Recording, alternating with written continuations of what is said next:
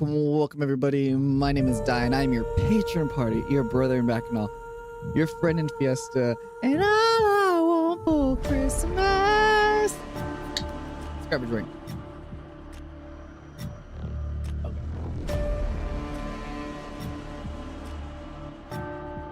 Okay.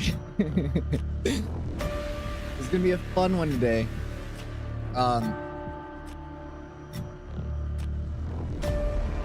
We're playing Touchstarved. I was recommended this game by one of my mods. And I figured we went through something very existential, very deep and thoughtful and all that type of stuff. Let's get some levity, you know? Let's you know. Let's play something else. Okay, Touchstarved. I was only told that there's a possibility I could die in this game, and it's a dating game. Settings. English. Yep. Ultra graphics. Skip mode and read only. Sound. I'm gonna bring that down a little bit and then I'll bring it up for you guys. Let's see. How's that? How's that sounding, Pippin? Is that too loud still? Does it need a little? It looks good on my end, but I can't completely tell.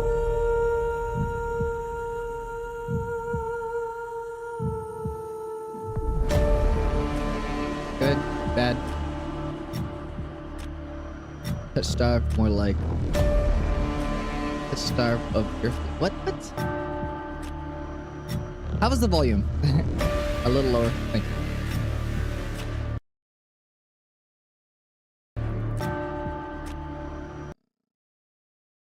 Right there. How's that? Is that still too loud?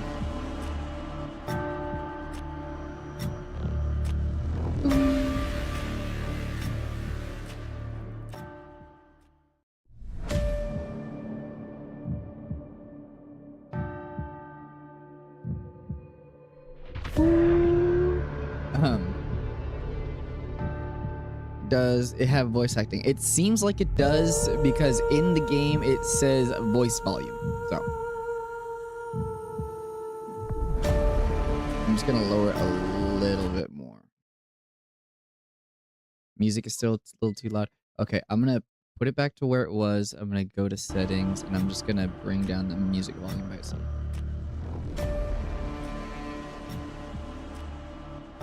That should be better. Hopefully it allows the voice to be, if not we could adjust it in game, but all right. Yes, mealtime with dad. Hi, welcome in. Let's get it started then, I guess. You found a game about your life. Okay, all right, disclaimers guys, disclaimers. Streamers and content creators should set music volume to 0. Oh, okay. Well, I guess we fixed that problem. Okay. Content warning. Pippin, can you put a CW up for me? Intended for older audience. Not limited to horror, graphic violence, strong language, drug and alcohol, injury and dismemberment. Play discretion advised. This is a 18 plus stream. Don't. I'm sorry. Sorry, children. If you accept the content warning, please click proceed. Oh, and ads. Okay, well. Okay, we'll wait. We'll wait for the ads to go. Well, how's it going? How's it going, Meal Papa? Food Daddy?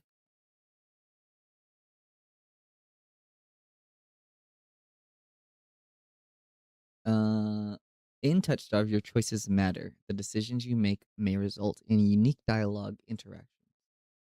or even choices in red text, which continue or contain exclusive content. Okay. Try playing through the demo more than once. We're not doing that. We're going once. We're playing my life and my life alone. um, yeah, that works. Try playing through the demo more than once, choosing different options. You might even uncover a secret ending. And remember, there are no wrong choices, only interesting ones. Choose wisely and saved often. Controls. Left click. Okay. Mouse wheel to rewind. Okay. Spacebar. Dude, oh my god, I got like 5. Uh,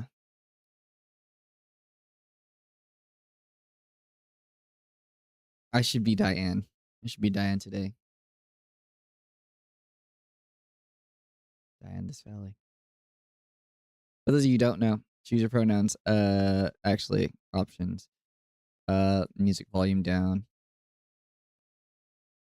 We'll keep master volume there. We'll put effects a little lower. We'll keep the voice where it is. Okay, choose your pronouns. Okay. I am he. Oh wait, I. Hmm, you know what? I'm yes. I'm being a bitch. Let's do it. Let's do it. Let's do this the right way. Yeah, yeah, yeah, yeah, yeah, yeah, yeah, yeah, yeah, yeah.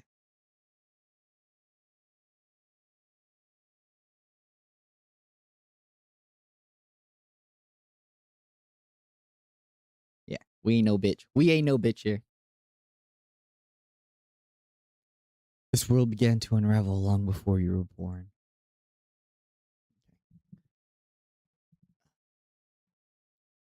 It all started with fogfall.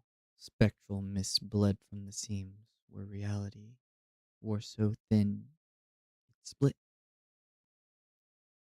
And from the fog emerged monsters, inhuman beings with unnatural powers. Some possessed language and intellect, others mindless beasts driven by little more than bloodshed.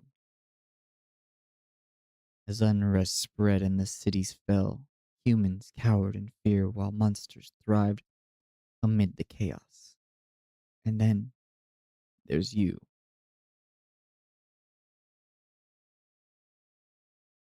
You don't know what you are, but one terrible truth is certain. You were born cursed, with hands that alter the minds of those you touch. By the way, welcome in, Meal Papa. Choose your backstory. All right, let's see what we got. Let's see what we got. All right. The Unnamed. You were raised as an oracle in a remote temple. The priest claimed your touch bestowed enlightenment, but a visiting mage revealed your curse for what it is. Spurred on by the mage's words, you fled in search of.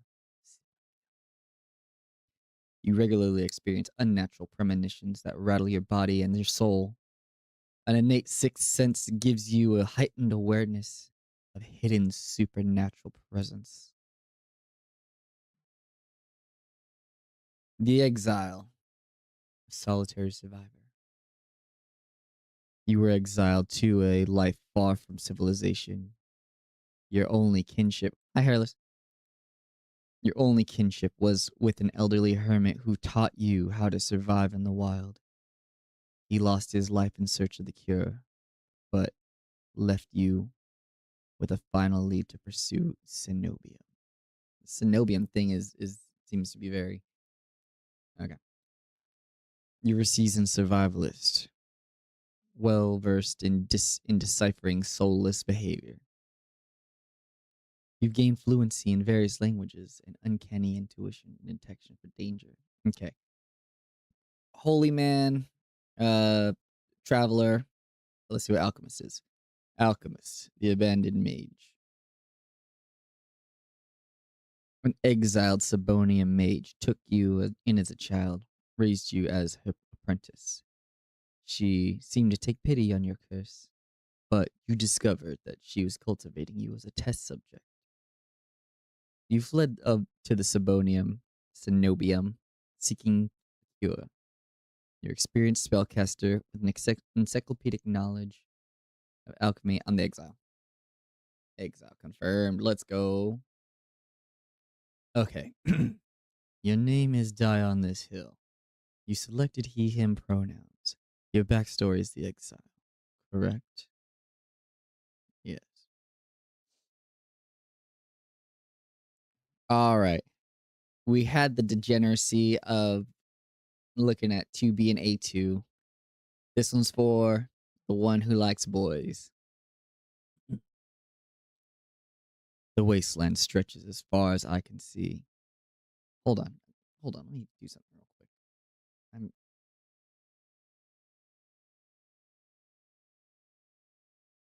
I think I'm at work.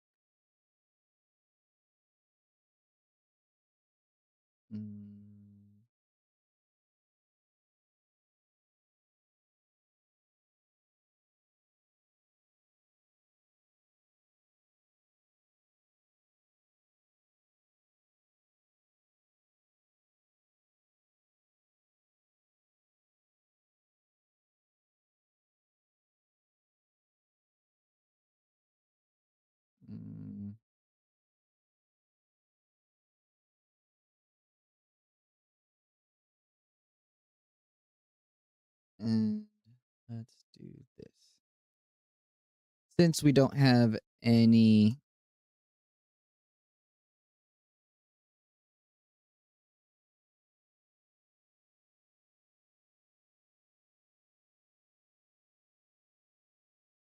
Let's see, where is it? Yep. Alright. There we go. Alright, cool. Because I'm not doing this in dead silence. Oop. Like, it's just not happening. Okay. I could say death doesn't scare me, but honestly, I'm desperate. It's been 2 weeks since I joined the caravan bound across the wastes. Finding a group that would accept me was a trial in itself. I can hide my hands and deflect probing questions. Oh. But sooner or later, people always suspect something strange about me. As rations grew sparse and canteens ran dry, tensions rose. Despair began to set in until I saw it. I'm at work. It's a hard day, so I'm taking out a bouncy house. Okay. Yeah, you gotta jump in that bouncy house. You gotta test it. Aridia, the city of knowledge. One of the last bastions of humanity left in the world. And home to a famous academy called the Cenobium. Okay, so it's an academy. Alright. I was totally, like, trying to figure out what that fucking word was.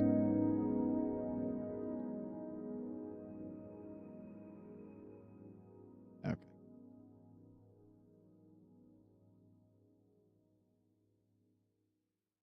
Oh, I don't know if there's any hers in this game, Eos. I don't. Hello, Pinky. Welcome in. All the world's knowledge gathered in one place. If there's anywhere I'll find a cure for my curse, it's here. My body is a dive bar, amigo the devil. True. Undefined, invalid date. All that stands between me and my new life is a final stretch salt-oaked waste. Or, so I think until I find the tendrils of the fog snaking beneath the wagon. The hardest part about this is reading it and like trying to comprehend. Is this fogfall? My stomach sinks at the very whisper of it. A silent storm, more devastating than fire, dangerous in the cities. But death tends beyond them. Thick blanket of fog engulfs us, snuffing out the lantern's light. The wagon lurches to a stop. An eerie silence, heavy as mist falls over us. The only warning we get is a strangled scream. Stay back! No! The cry dissolves into wet gurgling. Then, the wagon violently pitches to the side. I hit the ground hard, and air is punched from my lungs. When I open my eyes, adrenaline lends sudden, awful clarity to the carnage around me. A traitor I once shared bread with lies face down in the mud, their back reduced to long strips of torn muscle, gleaming gristle, and exposed bone. Bodies litter the wasteland. Try to rise, but my ankle explodes with pain, so blinding. White blooms across my vision. Only when my eyes finally adjust do I see a dark shape before me. I really hope it's capturing my mouth properly. Oh god. So many eyes. I'm into eyes, but not like that. Soulless, stooped, soul, twisted form of a caravan. I freeze, but it swivels its head. A dozen bulging eyes twitching in my direction and blink as one. In that moment, I sense a gnawing hunger, an emptiness that cannot be filled, no matter how much blood and flesh it consumes. The soulless let out an ear-splitting shriek, and then charges me. I instinctively duck to the side, and the beast barrels past, vanishing into the mist. I like how the music is actually going with it. This is kind of fucking crazy. A horse screams in the distance. I need to move now. If the soulless finds another victim, it won't be focused on me, at least. Not right away.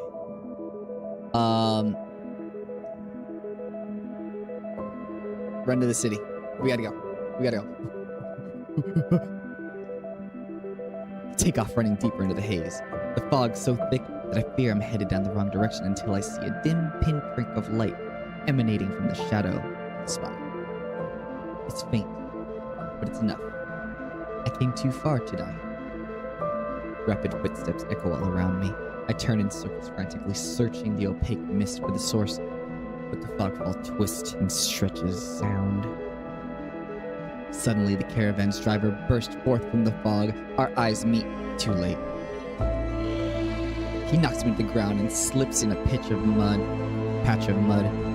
The soulless instantly falls on him. It catches the driver by his throat and rakes his stomach with his razor-sharp claws.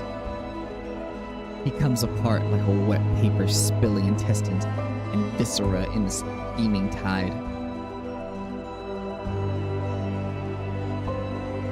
Fighting the urge to heave, I claw frantically through the slippery muck for a handhold. Shit. My hand catches the jagged edge of a rib jutting up from the water. Bandage unfurl around the gouge torn deep into my palm. The pain quickly forgetting when the hand closes around my wrist. Traveler, you stand. One of the travelers from the caravan leans over me. We need to run. They reach for my hand and I realize too late that my bandages have come undone. No, don't touch me. The sensation of their thumb brushing the back of my hand sends a shiver down my spine.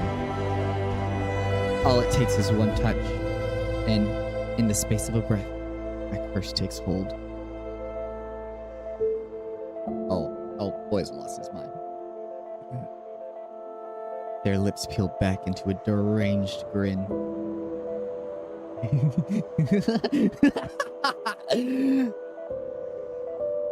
No, I've seen this face countless times before.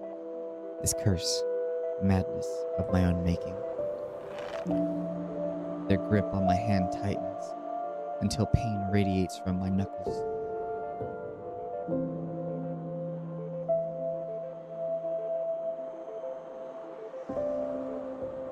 Let me go. Suddenly, the clammy hand crushes my throat, choking off my breath. Down. Die. Spit bubbles at the corners of their mouth, bleaks my face.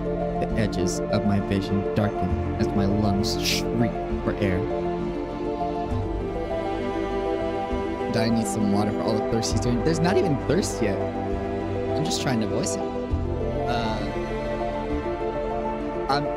No, I gotta fight them off because I can't like scream. My throat's being closed. Like my nails gouge deep into the traveler's wrist, but no matter how much blood I draw, I don't flinch. The music will be louder.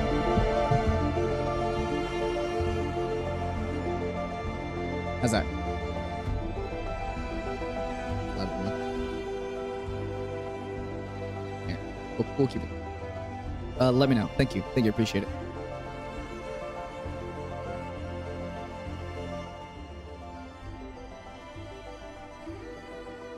Good. Yes, no. I have to adjust it because it's on it's on YouTube. From YouTube.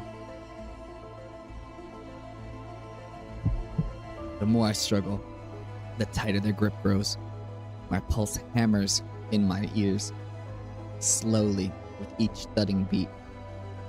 Thank you, Pip. This can't be happening. I'm going to die. Not because of the fog ball or Solus, but because of my own curse. Tears sting my eyes. No. Not here. Not like this. But then their hands drop off my neck, leaving me wheezing for air. My lungs burn with each ragged cough.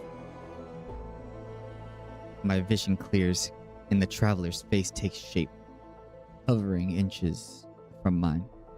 Lips still split in a macabre smile, even as blood seeps between their teeth.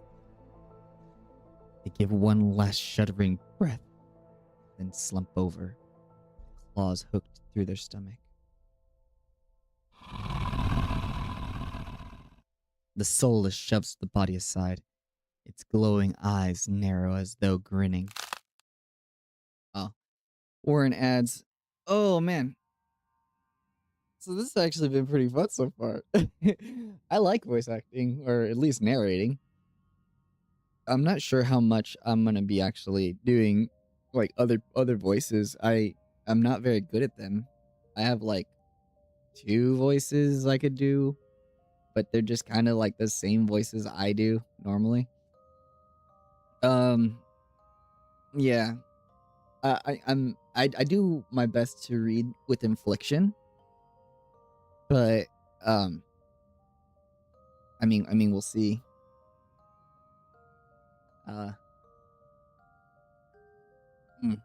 It's been going good so far.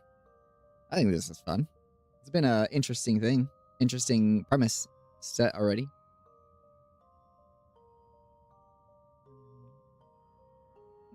How long are these ads?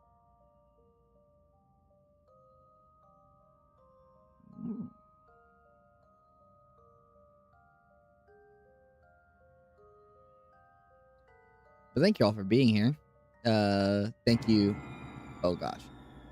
Thanks Eos for dropping by. Thank you Mealtime. Always Pippin being a fantastic mod.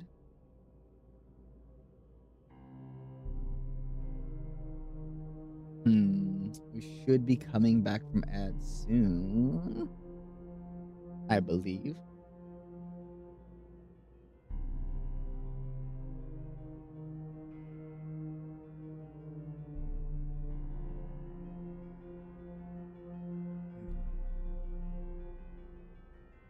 There's a red flash of claws. Red spills across my vision. I thought there'd be pain, but as I sink into the murky water, all I can feel is the grit of silt filling my mouth and the icy embrace of the shallow water. I spot an arm resting among the outcrop of reeds, mine neatly severed at the elbow. It should have taken both arms. Without them, maybe I could have survived. Maybe I could have had a home. Instead, I die cold, alone, in a desolate wasteland.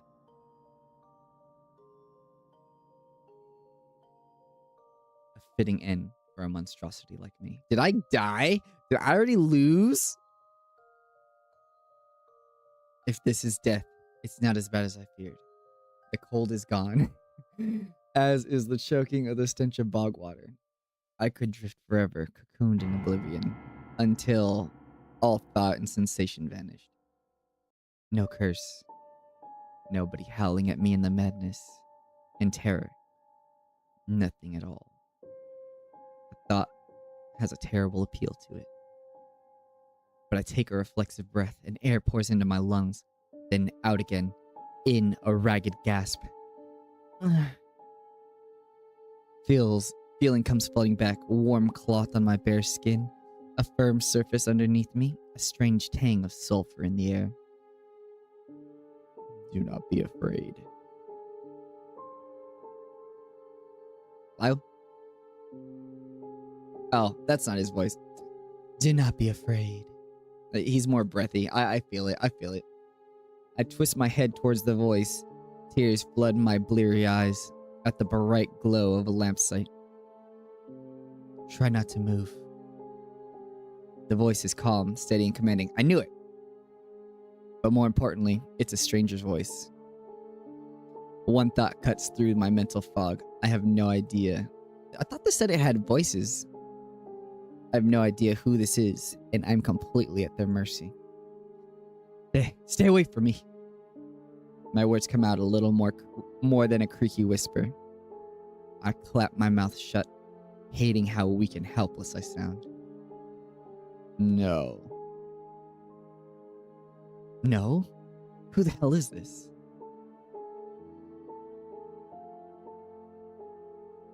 Nah. I let myself slump back against the thin pillow, wincing when the motion jolts my head. Ah, cooperative, patient. Thank you. The words swim in one ear and out the other without much comprehension. I pull the sheet up higher, wiping my eyes until my vision clears. The stranger towers over my prone form. Warm light limns his pristine medical coat. I instinctively shrink back, and that's when I realize I'm completely naked, except for the thin linen sheet. Naked, lying on a low cot, with a pair of sharp golden eyes watching my every move. The man's gaze flicker to my exposed, unbandaged hands. I plunge my hands underneath the sheet. Though it's too late, he must have noticed what they look like. Strange, cursed, inhuman. I brace myself for the inevitable disgust, but his courteous smile lingers. He just watches in placid silence as I struggle to make sense of my surroundings. Where am I? Who are you? Be calm. You're safe here. Whoever this is, he clearly has no idea of who or what I am. I suppose the old hermit protected me as best he could, but the time was short-lived, a lonely reprieve shattered by his death. I've never felt safe anywhere, or with anyone, since. I scowl, pulling the sheet protectively close to myself. I don't think this is the right song for this. Sorry about that. Where are my clothes? The man's golden eyes narrow slightly. A sharp sigh rustles papers in his hands. I see. You are not to be dissuaded. Your clothes were torn to shreds when I found you, but I procured replacements. Ugh, stumbled over that shit. With soft creaks, he rises from his chip. Jesus. With soft creaks, he rises from his chair, giving me a better view of my surroundings. Maybe we'll hold off on this one. Bottles of silvery alchemical concoctions line the counters in neat rows. The air makes my nose twitch, and a faint whiff of smoke and something distinctly metallic. The doctor produces a large dense bundle of clothes, which he sets at the foot of my cot. He's easily a head taller than most, and now I have to crane my neck up to look at him. Thank you. I should be polite if I can, especially since I don't know who this is, what he can do, or what he wants with me. Thank you. You are very welcome. I will leave you to get dressed. With a curt nod, he leaves through a narrow door. I hear a soft click as the lock turns behind him. When I don't hear any more footsteps, I reach for the bundle of clothes. An itch on my elbow stops me short. I reach down and absently rub it, then freeze when my fingers meet the neat line of stitches. Oh. I know what I saw. The beast took my arm clean off, and yet the limb shows no signs of injury, apart from the black stitches poking through my skin. I gingerly flex my fingers, feeling my heart race at the sensation. This is impossible. I should be dead, or at least gasping out of my last breath.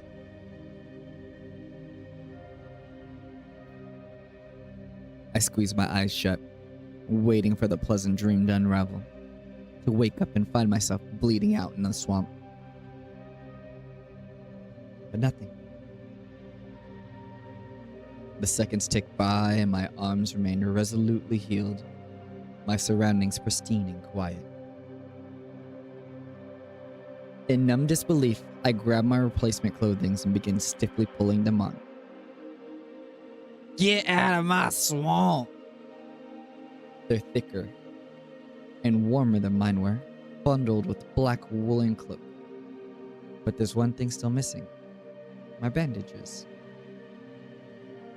The doctor didn't leave me with any, though I know he saw my hands. I slide off the bed and take a few unsteady steps towards the drawers. If this is indeed the doctor's clinic, there must be bandages somewhere. I start opening drawers at random, and of course, that's when the door swings open. Are you looking for something?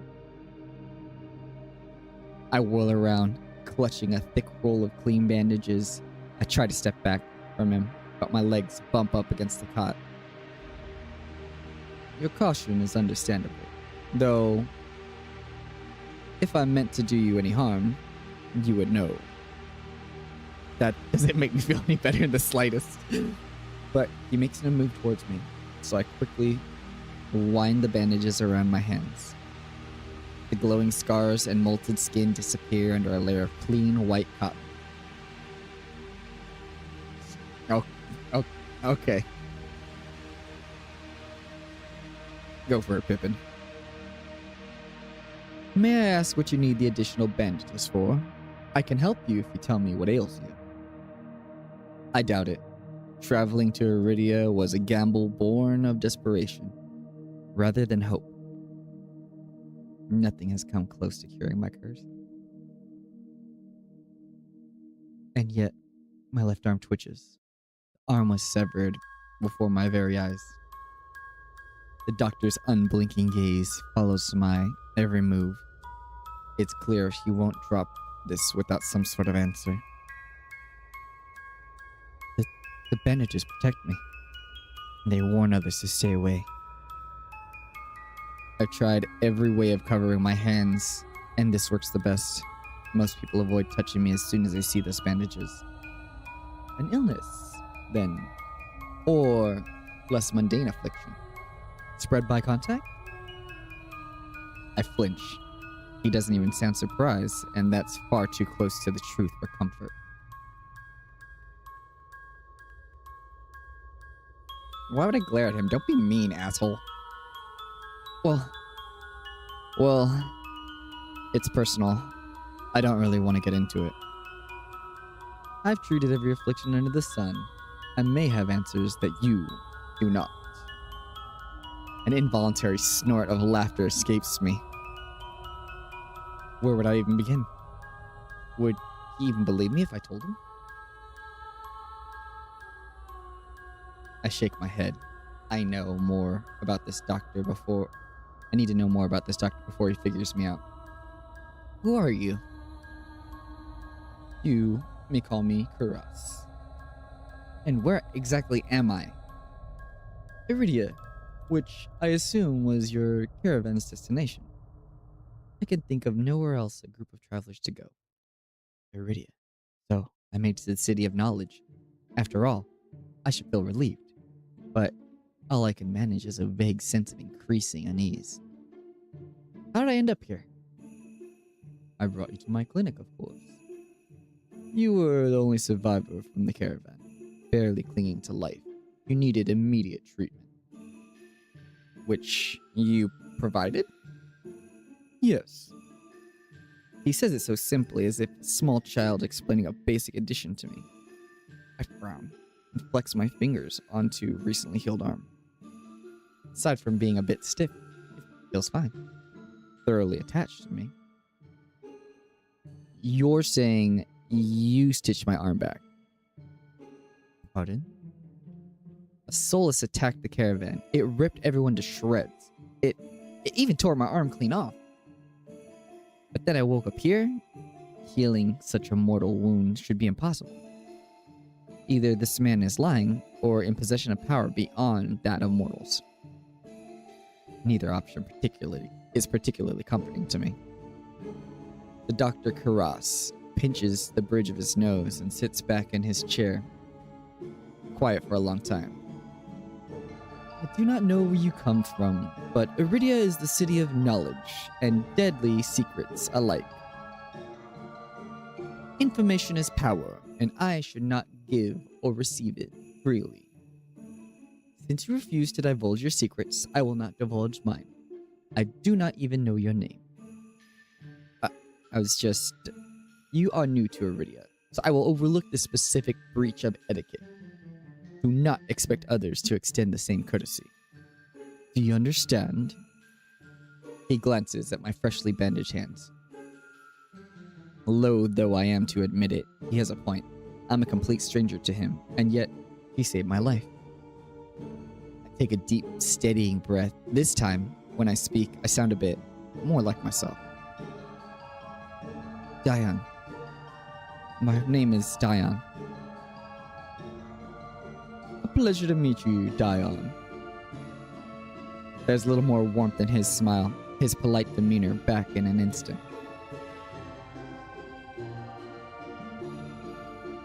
Thank you for saving me. I chant a smile in return, even if he won't explain how he did the impossible. There's no doubt in my mind that I'd be dead if it wasn't for Kuras. Think nothing of it. I'm not sure if he's being excessively courteous, but his words only raise more urgent questions. I have to ask, why did you save me? You don't know me. The question seems to startle Kuras. I could hardly leave you to die in the wastes. Assisting those in need is the very essence of a doctor's duty. I've never met a doctor who handed out free clothes. My fingers find the edge of the cloak. There's a subtle but delicately embroidered pattern on the hem. I try not to think about what the price Kuras might demand for such well-made clothes. Oh my gosh. Good for you, Pippin. No, I suppose not. Forgive my presumption. I rarely come across such fascinating patient. I blink. What did he just say? I simply meant a few would cling to life so resolutely, or brave such a perilous journey to Iridia. I could not be more curious about you, Dion the Cid. His voice dips to a soft murmur, and he abruptly looks away from me. You're pretty curious yourself. Am I? Well, I haven't forgotten about my arm. I wiggle my intact fingers at him. Clearly not. But you haven't asked me for any payment either. I require none. Travelers do not have an abundance of coin, and leaving you destitute in a strange place would be unethical. While silent, unsure of what to say. Nobody would help a horror like me for free. There has to be some kind of catch. Or trick. Right? A loud knock from the front door, and our conversations could spare me from the voice, could spare me from having anything else to say. Tootie calls. Alright, we're heading to ads. Oh, I'm gonna rest my voice a little bit. Jeez. Okay. So, we got Kuras. I think I'm gonna call him Kuras because he's a doctor. Although the K makes it sound more like a K, like a hard K sound, and less of a softer Q sound.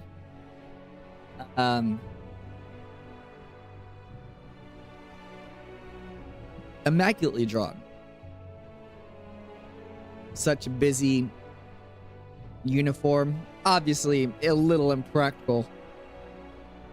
But I mean, is beautiful. Elegant, you could say. And obviously he's ostentatious. All that gold. Gold on white is always like kind of ostentatious type person. Gold on white and gold on black are like the two, like, if you really like want to stand out. But so far so good. Just a lot of reading, but it's a fucking visual novel. I should have guessed that.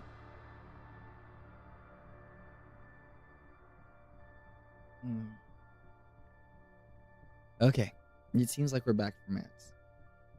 Unfortunately, you are not my only patient today. The knocking grows more insistent, and Kuras lets out a tired sigh. Please wait. Though he says it quietly, the clamor at the other side of the door abruptly stops. Do you need anything before I leave? Die on this hill. Oh. Between the Solus attack and my miraculous survival, I'd almost forgotten why I came to Iridia in the first place. I need directions to the Cenobium. The Cenobium? Then the look on his face is downright chilling. He pauses, choosing his words with cold deliberation. When he speaks again. Whatever you seek, it is very unlikely you will find it there. The Cenobium's gates open for a precious few visitors. And even if they open for you, you would not like what you found inside. My heart sinks. Is he saying that I came all this way for nothing? Risked life and limb for nothing? No. That can't be it. I've just arrived, and Iridia's largest city still standing. There has to be a cure for me here. Then, if not for the Cenobium, where would you suggest? Do you know anyone else in Iridia? I shake my head. Then I suggest a local guide. Here, head to Wetwick and ask for Leander. He is the leader of the Adderstone. Excuse me? The what? The Wetwick. He sounds deeply unamused. All the Adderstone's postings, they're difficult to miss. When you meet Leander, tell him I sent you. This isn't much to go on, but Kuras points me toward the back door. You will be safe so long as you do not draw attention to yourself. That's easier said than done. I've always been a magnet for the worst sort of attention. If you require my assistance, you may return whenever you wish. Though he's smiling, there's a note of finality in his voice. Resigned to my dismissal, I slip out the back door. I find myself in the narrow, rather gloomy alley. I pull my new cloak over my nose, stepping into the contents of the empty chamber pots. Ugh. Something weighs heavy inside me. In the cloak's pocket, my coin purse. Every last coin I'd scraped together for this journey to Iridia is still inside. The purse doesn't even look like it was open. There were so few coins in to begin with, they probably weren't worth stealing. I glanced back at the clinic's closed door. Russ didn't take any payment. He didn't even ask for a future favor. But he also said that Iridia's secrets are power. Does he expect me to give mine up at some point? Probably will. That's not exactly comforting, that thought. Still, no matter why he did it, Russ gave me a second chance and a lead on where I might find help. Wait, this is the game that Makers... Yes, it is. Makers actually, recommended it to me for... I think that they saw I was playing a few dating sims and was like, this one's just unhinged enough that he would like... Ah! Makers jump scare. Welcome to Makers. I'd better get going before he changes his mind. He squeezed out of the alley and into the crowded main street. The line outside Kuras Clinic stretches down the road. Two thin peddlers queue alongside weathered elders. If any place is in a desperate need of a free clinic, it's this one. The cobblestones are treacherously rough under my feet. Deep grooves worn between them by regular flooding and decades of hard use. I knew Iridia was a river city, but I didn't expect it to be so eroded. The buildings are tired and dilapidated, all crammed together in narrow streets. A child darts by, clutching something greasy wrapped in paper. The smell of fried food drifts over to me, and my stomach gives a faint gurgle.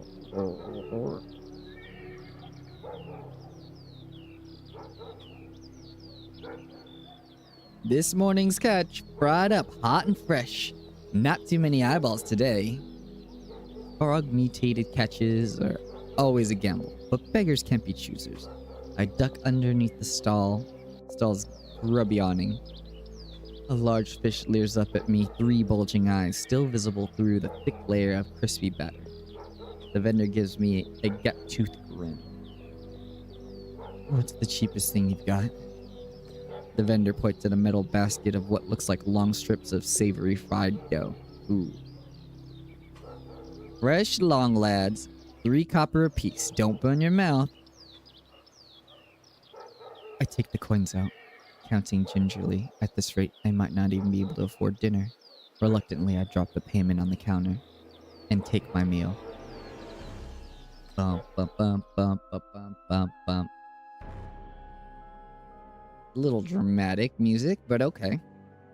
2 streets later, I pass underneath a wrought iron archway, adorned with dangling garland of red and pink lilies. The buildings in this quarter are dizzying riot of color. Painted walls and tinted glass everywhere I look. Sheer red and pink curtains flutter in the open doorways. Musical voices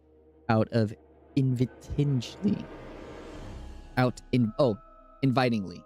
God, invitingly. What the fuck am I on about? Invitingly. Incense mingle with the pungent scent of flowers, barely covering the salt and musk of warm bodies. This must be Iridia's entertainment district. I'm polishing off my food and dusting the crumbs from my hands when I spot a poster. It features a silhouette of a smiling man wearing a single dagger-like earrings. And words, the Adderstone, printed above his head. If Leander's leader of the Adderstone, his face printed on the poster might look like this. I follow the line of identical posters around the corner and nearly hit my head on the precariously dangling wooden sign. Looking up, faded orange, letters read, "The Wet Wick." The facade of the building looks like it's seen better days, but I hear faint music and laughter coming from inside. Oh, trap beat. It's not even midday yet the wet wick is packed. A loose collection of Iridians crowd the bar, taking up the tables and gathering the spaces between. They speak amongst each other in hushed voices, their faces drawn and grave. Seeing so many bodies packed into small, dim spaces disconcerting, although more reason to find Leander quickly. A cursory glance doesn't turn up anyone with dagger-shaped earrings, and I'm considering searching the bar when a loud voice carries across the room. Now, prior or curator, I'm not much for paperwork or pencil pushing. And honestly, I don't think those robes come in my size. I crane my neck, but the crowd is too dense for me to see the speaker. Gather around. I want to show y'all something. There's no time to move out of the way. The audience surges toward the center of the room in sudden torrent. Our cottons swept along with them. Hey! The clatter of falling chairs and tables shoved aside drown out my complaints. I thrash and throw my elbows and heavy bodies press into mine. My hip knocks into the tables. I grip it holding tight and steady, but the crowd has stilled. A pair of gilded boots stride across the tabletop. Oh, this is the makers. This is the makers. Should the voice be different? I gave it the gruff voice. If you want something but guidelines are impractical policies and needless bureaucracy, you know where to go. I drag my eyes upward. Wow. Hello. Oh. 1 second.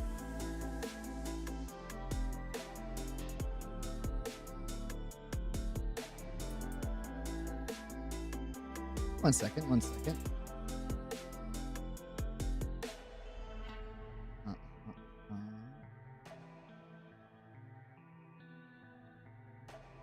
Oh, fix that.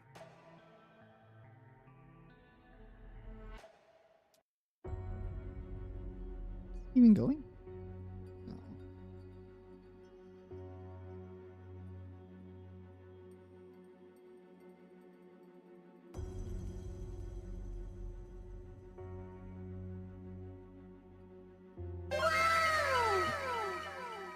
Now it wants to work. I feel like he has a different voice. He has... Yeah. I'm gonna give it one of those. Yes. I feel like he has a softer voice than I gave him. But I'm not going to wait for the word on high. His impassioned words provoke nods and excited whispers. But nothing as captivating as his brilliant smile. He beams at the crowd around him, performer of makeshift sage. And unlike the other clerics, I have an abest approval to cast a spell or two. He raises his hand above the audience and the dagger-shaped earrings. This music is way too... Welcome in, makers. As he raises his hand above the audience and the dagger-shaped earrings dangling from his left ear catches the light of the flash of gold. It seems like I've found Leander. These are the streets. We make our own luck here. He snaps and flashes a pale green light erupts from his hand. Eldritch Blast! With a flicker of his wrist, Leander conjures a ribbon of a glittering light. A delicate flower sprouts from between his pinched fingers, one by one, glowing lily petals unfurl. Leander raises the flowers and flourishes, and the bar bursts into clapping cheers.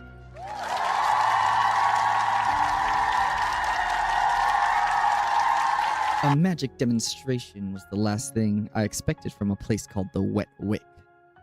Leander plucks his shimmering flowers and out of the air and turns in a slow circle. Now, who could use some good luck? Eager onlookers scoot closer to the table. Leander's cool green eyes slide right over them and lock onto me instead. All right, this one has to be my favorite so far. I've met two, but this one has to be my favorite. How about you? My chest grows tight. Suddenly, I'm in the spotlight. Take the flowers, bro. Do it. Don't be a bitch. I reach out and take the flowers from him, all too aware of my trembling fingers. There's no weight to them, only a faint warmth that radiates from the stems. As soon as the lilies leave Leander's hands, they dim, they fade away in a shower of opalescent light. Ooh. To my surprise, Leander laughs under his breath. That is a problem with flowers. They don't last too long, but they leave an impression, right? He grins at me, and I find myself smiling back. Okay, all right. Okay. All right. Where's my... All right, there we go. Blush button, enhance. Leander steps off the table, dropping among the excited crowd with a clink. We trudge. Oh, yeah, we did. The audience disperses, and Leander heads towards the bar. Now's my chance. I start after him, only to find myself face to face with one of his followers. Where do you think you're going? I need to talk to Leander. Uh-huh. You and half of the Lowtown. Leander's busy right now. Adderstone business. Come back tonight. After the moment we shared, surely Leander can spare a word. But the follower crosses her arms. I'm not changing the voice. I glance over her shoulder, hoping to catch a glimpse of Leander. As though sensing my gaze, he looks up for a moment, and our eyes lock. Then, Leander turns away, murmuring something, and the group gathered around him. The follower moves to block my view. You hear me? I'm not looking for trouble. This Dr. Taras said to find Leander. That's... She's interrupted by a hand resting on her shoulder. Taras sent you. He said you could help me. Leander nods at the woman. She stepped aside wordlessly. Follow me. He leads me to the crowded bar. There's so little room, his broad shoulders press against mine. I tense, but he doesn't seem to mind at all. Sorry about that. The Adderstone watch out for one another, but they can be protective of me at times. Lesson learned. Leander flashes a broad grin. You're new to your video, aren't you? He says this with a genuine air of curiosity. Do I stick out that much? No, but I'm certain I'd remember seeing a face as lovely as yours around Lowtown. Oh my god.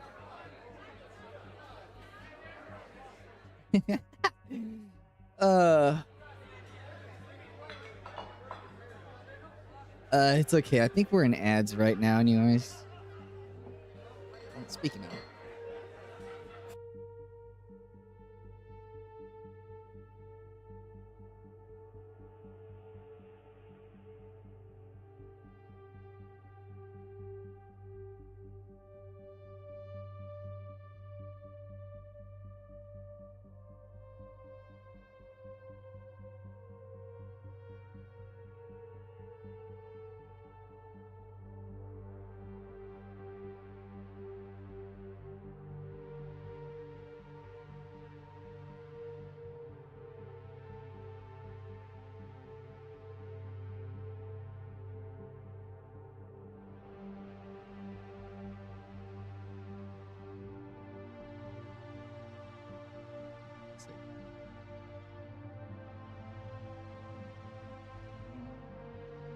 We should be done with ads soon. There we go. No, but I'm certain I'd remember seeing a face as lovely as yours around Lowtown. This man is really working the crowd. My eyes drop to the polished countertop. I'm not used to flattery, and being this close makes eye contact difficult. As if on cue, the bartender approaches us. What'll it be? Surprise me, and add anything my friend wants to my tab. I'll have what he's having. Let's go, boys. I'll have what he's having. While the bartender leaves to fix our drinks, Leander leans his elbow on the counter. His sleeves riding up his reveal as long raised scar. I catch myself following the winding path across his forearm. Leander's eyes wander over me in return. What? Dude, this is already horny as fuck. When they lock on my bandaged hands, a bitter taste rises in my throat. Here comes the questions. Is there any chance Kuros sent you here for cheap drinks or barely edible appetizers? No. He pushes his hair back from his forehead. He pushes his hair back from his forehead, sighing when I immediately falls back into place. That's the doctor for you. Always business. I'm not sure he even knows how to relax. Welcome back to Mads, everybody. The bartender returns with a pair of glasses. I raise mine and give the experimental sniff. It smells faintly yeasty, like a beer with undercurrent? I can't quite place it. A quick sip confirms my worst suspicions. It's awful, briny, sour with a distinct pickling flavor. They don't like pickles. Get out of here. Beside me, Leander takes a deep swig from his glass. How can I help you? I need to get to Cenobium. As soon as the word Cenobium leaves my mouth, the group standing nearby falls silent. From the weary looks thrown my way, it's clear I've broken some taboo. And it had to be the Cenobium. I like how the music, this is a random playlist I found on YouTube of copyright-free music because it said to turn off the music for copyright reasons. And it's actually fitting pretty well. Leander pushes away from the counter. Let's continue this conversation outside. I rise to follow him. Gotta admit, Leander's my favorite so far. Leander leads me into the alleyway, tucked behind the wet wick. Layers upon layers of frayed and faded Adderstone posters plaster the wall. Seeing them side by side in the resemblance between Leander and his printed likeness is impressive, if abstract. Kuros didn't seem to send you here for a personal escort to the Cenobium, did he? But the scar does something as well. Also, I almost never see your hair. I see like 5 strands of it. From his tone, he already knows the answer. No, he suggested that I reconsider. Yet here you are, asking about a guide anyway. Yeah, no, I see the face. I see it. He looks at me expectantly. Also, you as an artist should understand this the most. Eyelids do a lot of fucking heavy lifting. I don't know what it is about it, but the way that look comes across, just... The less people know about my monster's capabilities, the better. Thankfully, Leander takes my reluctant silence as an answer. Yes. Are you aware... Sing-songy voice. Are you aware of Rudia's particular currency? Information is worth its weight in gold here. I don't care much for the outdated traditions, but... So, I'll be completely honest. The Cenobium won't help you. They're more likely to torture you than lend a hand. But the Cenobium is supposed to be a place of learning, a sanctuary. The Cenobium has always been heralded as a last bastion of human knowledge, a shining beacon of hope in a fading world. If any place held answers, it would be the Cenobium. That's why I came here. Leander nods patiently.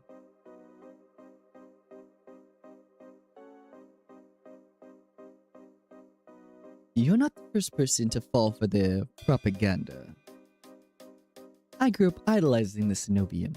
I wanted nothing more than to join their ranks, to learn magic from the best, and make a real difference. I was young and blinded by the legends and the legacy. I was so damn naive.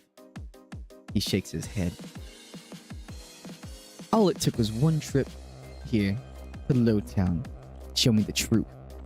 Unless you've got heavy purse and highborn blood, the Cenobium doesn't give a damn. They'll never open their gates for the ones who need help the most. Damn, too real, bro. Then it's all a lie? Things that seem too good to be true are often just that. Alright. Such a simple statement, and yet it leaves me reeling. Leander watches me as though weighing something. Leander watches me as though weighing something in his mind, not on his mind. But that doesn't mean you're hopeless. Far from it. I founded the Outer Stone to help people like you. We settle disputes, slay feral soulless. Hell, we've even been known to patch a leaky roof or two. Whatever troubles you, we can help. Free of charge. Oh my god, he's fucking Robin Hood.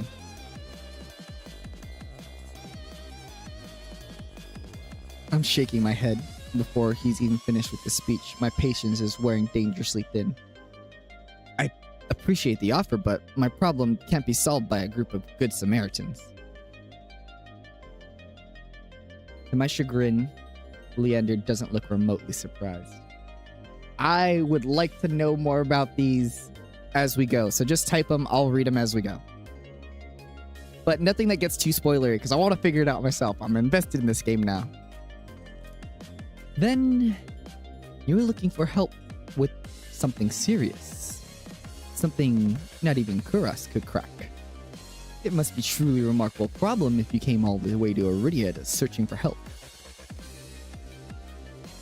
The world building, it has been good so far. It does the same thing that I like in other games, where it leaves you it leaves you with open-ended things, so where you ask questions and you want to know more. Like, Nier did that. It was saying things and I'm like, what's this? What's that? I want to know. How do you know? You continue the fucking game. Tell me, how can I help you? Leander may not work for the Cenobium, but he's a mage. A powerful one if the demonstration earlier is that was not a powerful, though. He just did flowers. He did fucking birthday party magic tricks. Indecision gnaws at me. I don't know if I can trust him, but it's not like I have any alternatives. I hate to admit it, but this might be the only path forward. Oh, magic is rare in this world? Ah, okay. Because it said like I was raised by a mage. So, okay. I thought it was, like, not too crazy. I'm cursed. He looks me up and down, taking in my face, my eyes, and finally, my hand. Is that why you bandage your hands? My touch is dangerous. It changes people. Hurts them. Yeah, being raised by a mage would be a big deal. Got it. Before I even finish, Leander pulls his left glove off and he flexes his fingers and grins. All right, let's see it. He offers me his hand. A prismatic flash of magic ripples across his palm. But I'm already shrinking backwards. I can't. I don't care how confident Leander is, I wouldn't allow myself to hurt him. To see his kind of face unrecognizably warped. I don't want to hurt you. I'll be fine. Trust me. I've seen enough curses and hexes that last 2 lifetimes, but I'm still standing. To me, everything he does is in like a sing-songy voice. I don't know why. It's just a feel about him. Do you really think Kuros would send you here if I couldn't handle it? How should I know? I only met him today. I'm twice as good as any Cenobian mage. Anyone can help you. It's me. Think he's secretly evil? Well, I'm fucking down, bro. Secretly evil? That's like added points. You don't know what you're asking me. I'm asking you to trust me. I look for Leander's outstretched hand to his confident smile. Then I begin unwinding the bandages from my hand. If you lose control, don't say I didn't warn you. Alright, I do get that feeling a little bit when like people are good for no reason. It's always like, why? Oh my god. Oh my. I'm honey. Wow. You can tie me up first if it makes you feel better. Hey, yo! His attempts of levity does little to comfort me. With each joint I expose, I grow increasingly certain that this is a terrible idea. But if he's bothered by how my hands look, he doesn't show it. Alright, deep breath on my count. My fingers hover shakily over Leander's palms. 3, 2, 1. Alright, let's do it. I tap his palm once as quickly as possible. It's barely more than a brush, but that's all it ever takes. Heart racing, my eyes dart to his face, but Leander only smiling gently. See? It can't be. When I reach for his palm again, Leander catches my wrist before I pull back. I told you, there's really nothing to worry about. He trails off. My thumb grazes the soft skin of his inner wrist. I search Leander's face for traces of madness, but his eyes remain clear, soft, green. Neither of us speak as I trace the contours of his palms, lost in awareness I wasn't anticipating.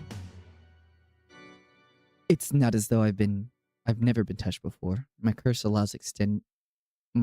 only extends to my hands, and the desperation spurs creativity. Oh, hey.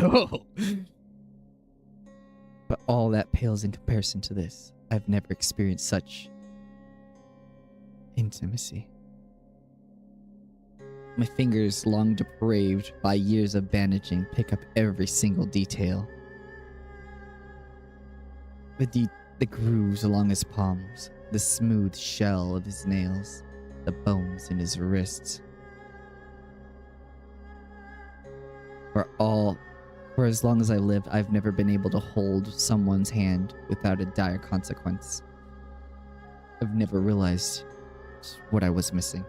I know, right? Hand-holding on my Christian stream?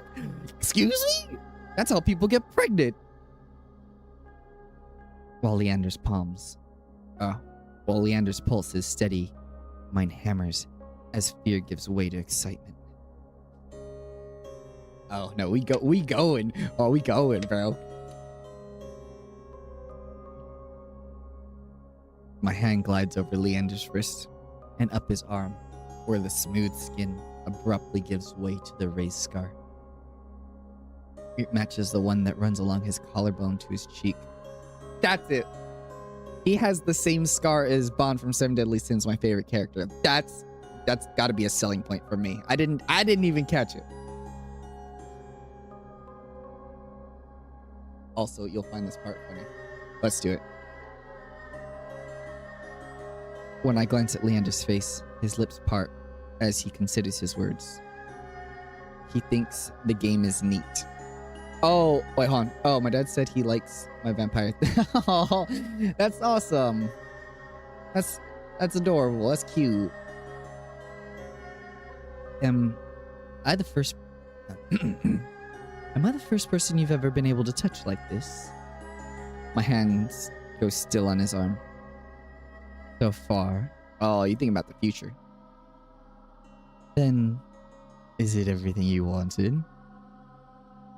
When I nod, Leander turns my hands to inspect his gleaming fissures, crisscrossing my knuckles. There's no revulsion in his face, no fear. He looks up at me and grins. It's not every day I meet someone as exciting as gold, as enticing as gold. I mean, I think it's a cool game. He winks. Hold up. Excuse me, Mike. He winks and lets me go.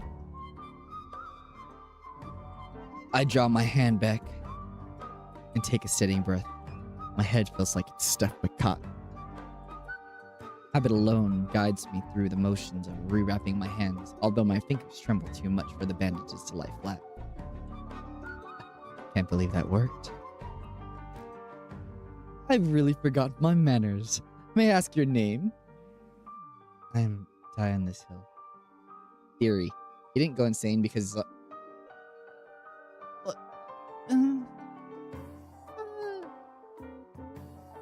Okay. I'll keep that one in mind. Die on this hill. This curse of yours is unlike anything I've ever seen before. Alright. Makers, we're in ads, and it seems like you don't have ads anymore. Alright.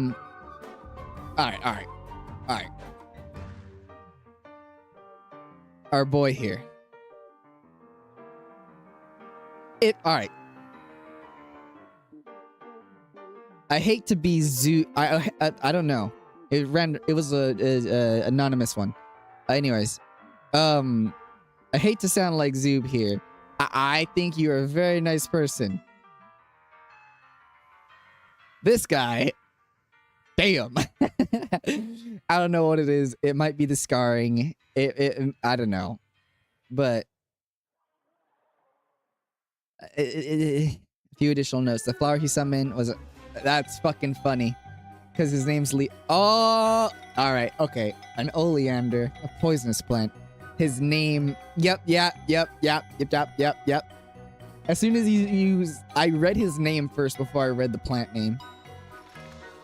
And his color is green. Okay, alright. Green, usually poison. Gotcha.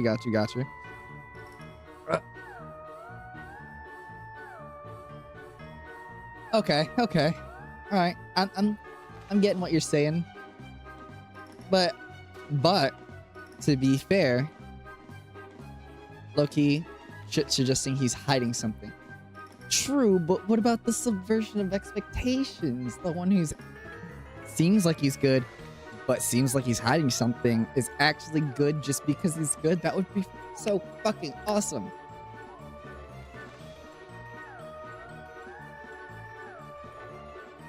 Like, come on. I think that'd be cool. It seems as though we're out of ads. I'm gonna continue. I need to get posture because I can't do voice acting with shit posture. Okay. Now, I know these writers.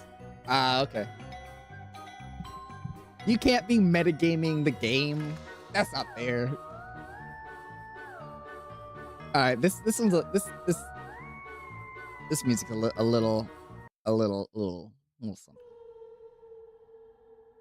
Okay. Let's get back to it. Okay. I pause. Room and board was something I'd yet to consider. I don't know. Let's get you properly settled then.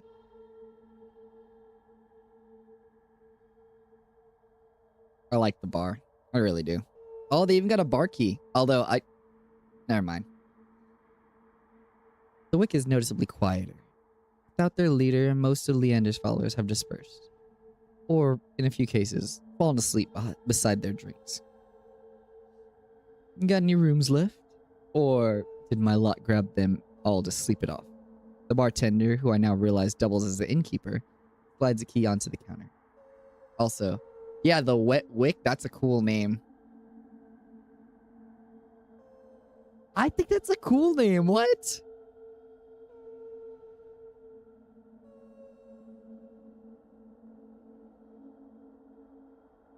In the old game, it was called the Runny Eye. See, that's a bad name. Saucy Seagull is a good one. Saucy Seagull's cool. That has to be by the beach. The usual room?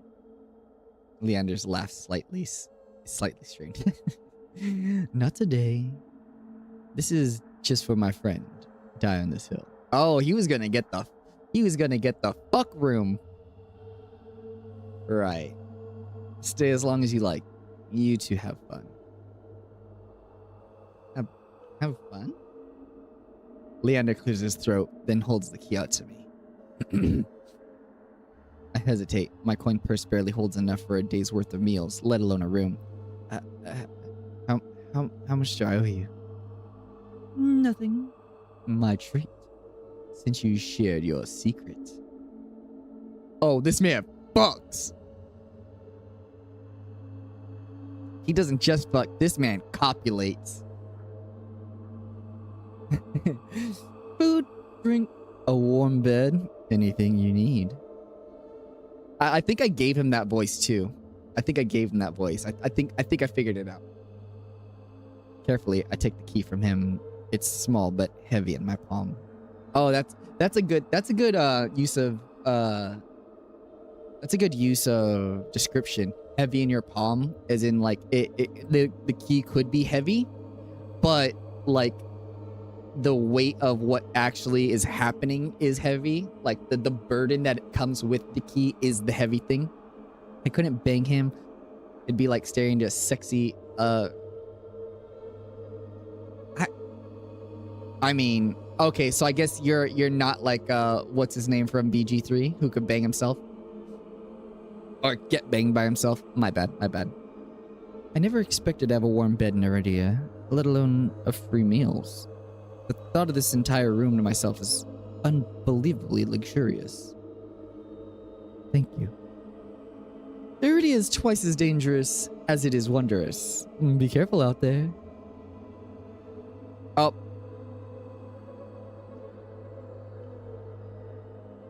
And if you need reprieve from what haunts you, come find me.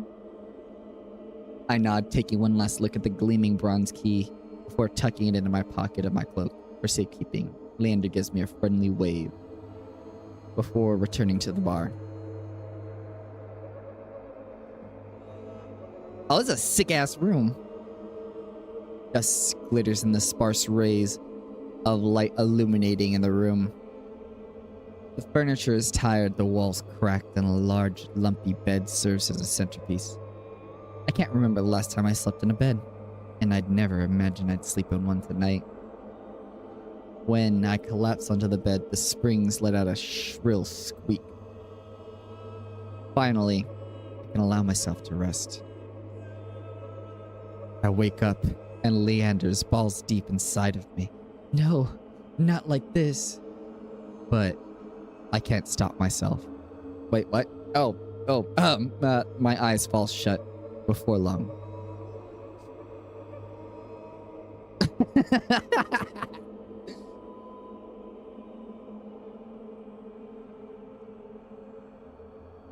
I'm sorry. I was reading a different page. I wake to the pale sunlight glittering through the narrow windows. Despite the clamor of the tavern below, the precious hours of rest have restored my strength and gifted me a flicker of cautious optimism. If I play my cards right, today could be the day I get closer to finding a cure.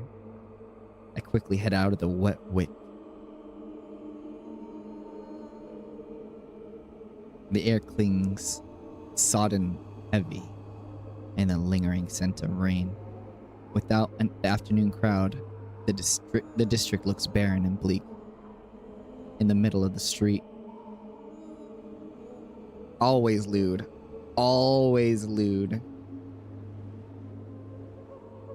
In the middle of the street, pair of crows quibble over stale bread crusts. I pause watching them while I consider my next move. Kuros and Leander both made it clear that Cenobium can't be trusted, but I come so far and endured too much to give up now. Well, you're not giving up, you're just changing what you're doing.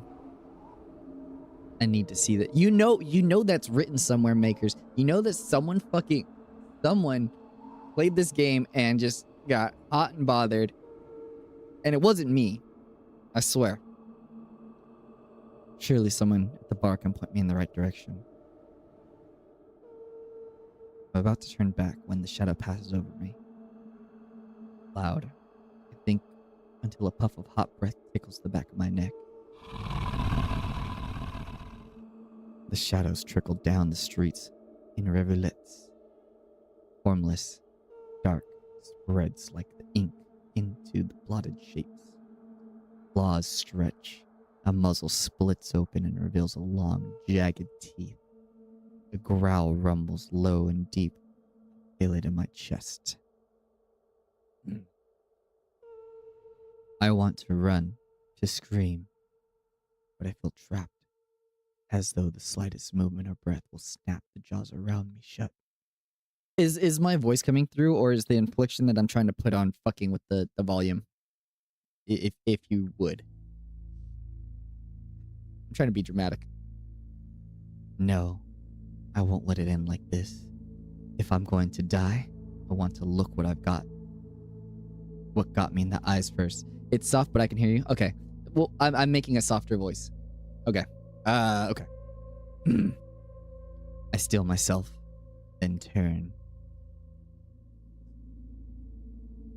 The shadow vanishes as quickly as it came, and I'm left standing in the middle of the street alone, save for the figure reclining in the shade of a nearby stoop.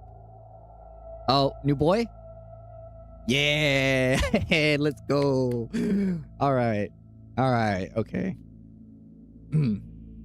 Is this the one that could kill me? Because I already felt it, apparently. And the weird pupils, weird pupils get me. A monster? That much is clear from the glance. One could nearly be mistaken for human, were it not for the tufted ears and the curled tail around his ankle. The dust pink eyes with pupils sharpened like needles. When they fall on me, we lock gazes, and the monster uncrosses his long legs. Oh no, the monster's hot. Oh no, what? How could that happen? No. His hair gleams, a shade of red that reminds me unsettlingly of blood, where it curls around his collared throat.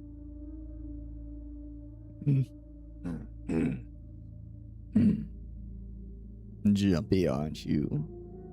No. Jumpy, aren't you?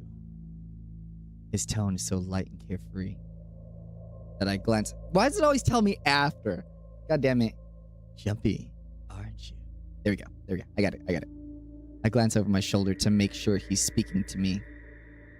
When I look back, the stranger props his chain on his knuckles and regards me with an inscrutable grin. Did you see the shadow just now? It was massive, moved like a beast. I imagine a breathy androgynous voice for him. It said light and whatever. I don't know. How was that last one I did? I feel like that might be the one. Also, I have little range, so I kind of got to work around that. Even as I speak, I'm aware how ridiculous I must sound. But the stranger smiles, doesn't falter. The only thing of beasts I've seen is the wicks drooling regulars. Though this does catch my eye. These are supposed to be voiced with full release. I saw, because in the things it said, but I gotta, and it also is keeping me pretty engaged with what's going on. With the flick of his wrist, my in-room key dangles from his fingers. It turns on its chain, glittering when it catches the light. My hands fly to my cloak pockets. Sure enough, I find them flat. He crooks his finger, beckoning. It's already taken 2 steps forward. I've already taken 2 steps forward before some stifled instinct stops me. Something feels wrong. I'm still on edge, thrumming with so much adrenaline that the stranger's shadow flickers the edge of my vision. I've always seemed to attract the worst kind of attention, but I can't get rattled now. Welcome in, Tricky. Makers, can you shout out the boy, please?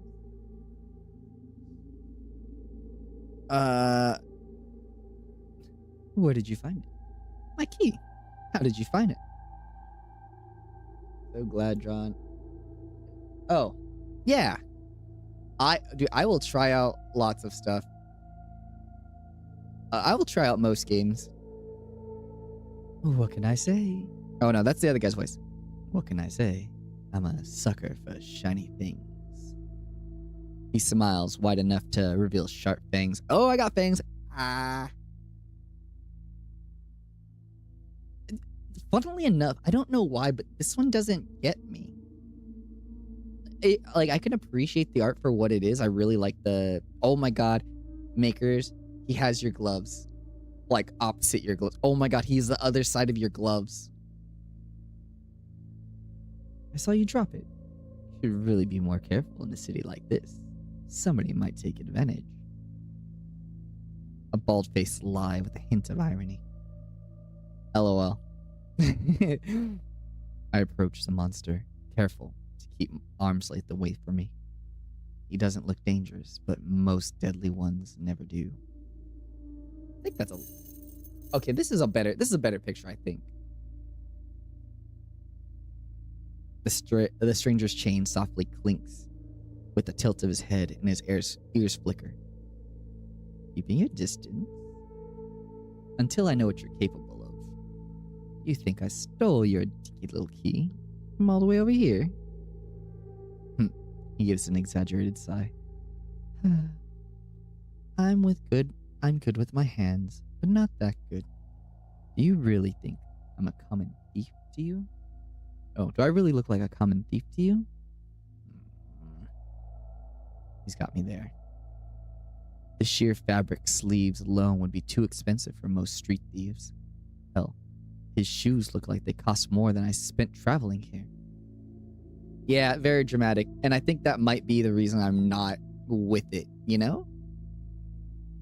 And then there's the shop behind him. No matter the city, parted pink curtains are the only ever mean one thing. What do they mean? I'm not looking to buy. And I could... Oh.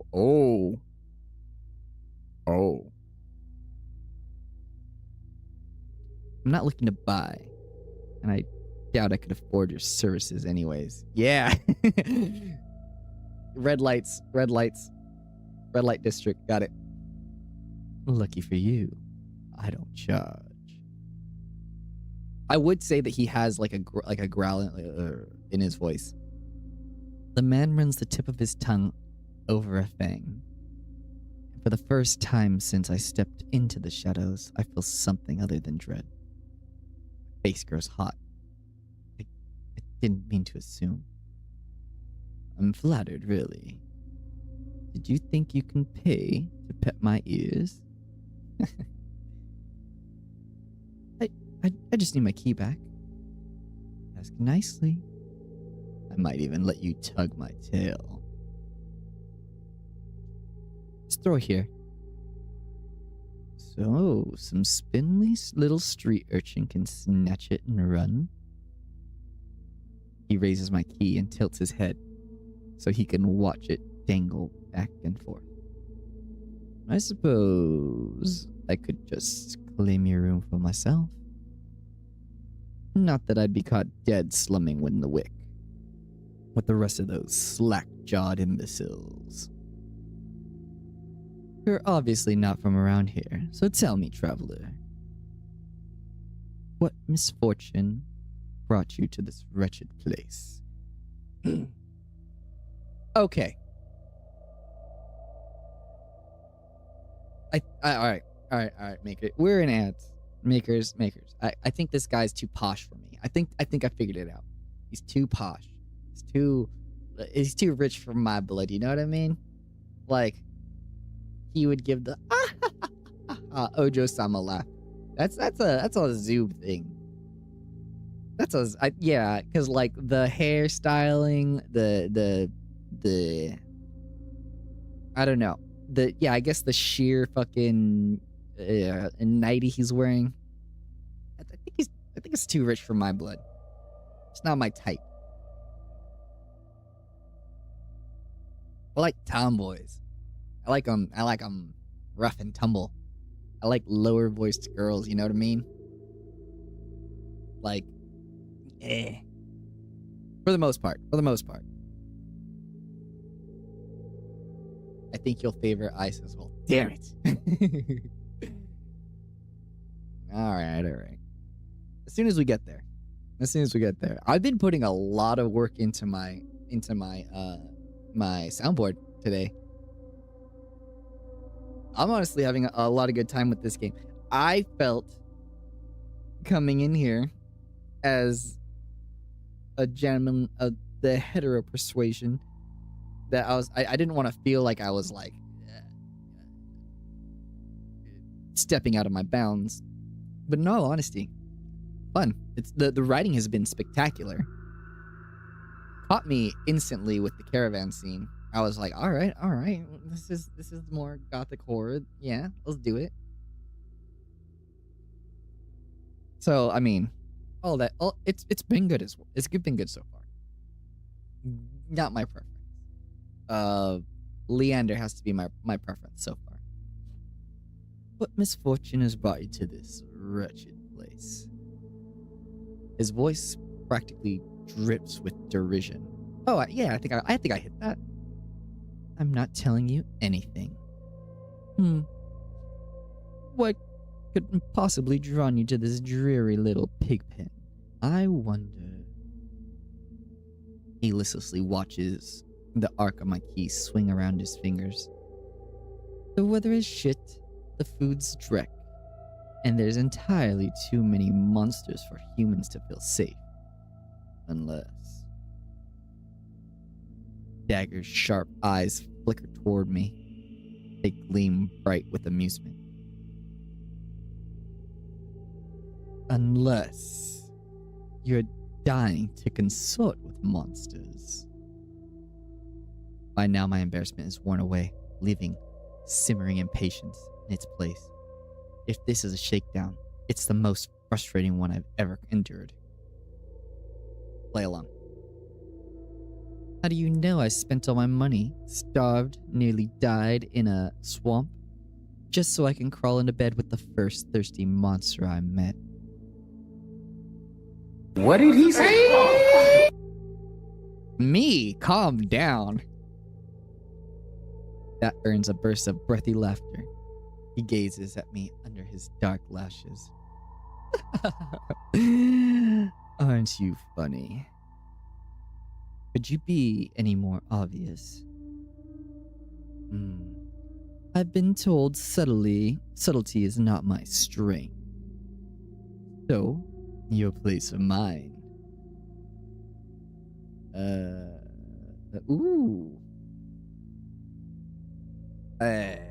I'll pass. Tempting, but no. Yet, he still smiles, undeterred. The more he flirts, the more I'm convinced I become that this is some kind of trap. No matter how innocent monsters look, they always have tricks up their sleeves. And something tells me that this one's more dangerous than he lets on, even if he has a lovely laugh. I don't know what you want or why you're messing with me, but I'm not coming any closer until I know you aren't going to attack me or bite. Don't leave that open. Oh, there it is. Oh, I fucking knew it. I won't bite hard unless you beg me. No matter what I say, he finds a way to twist my words into some Indian. You motherfucker, that was you, you thirsty bitch. Even when I'm silent, he goes on as though we're having a conversation, not a standoff. Do you like dancing? There's a traveling troupe performing in Hightown tonight. Their ludus is utterly exquisite. Truly a performance to die for. There's life in this dreadful place, if you know where to look. You sound like you know the city well. The monster's glaze flickers from me to the key hanging from his fingers. Naturally, this dump was little more than a miserable little smear on a map when I first arrived. Hightown, Lowtown, I know already like the back of my hand. Oh, he totally did that thing that like, you know when like you nail check and you like flip your hand and like he did that thing where he did that. I see it. Dirty dancing, the dirtiest of dancing, Ricky. We're doing the horizontal hustle. We're doing the mattress mambo, you know what I mean? The 10-toed monster. His smile vanishes. Surely you've seen it. That absurdly large tower looming over the rest. It's a little hard to miss. He must mean the spire. I noticed it when I first caught sight of Iridia. The cenobium is overrated.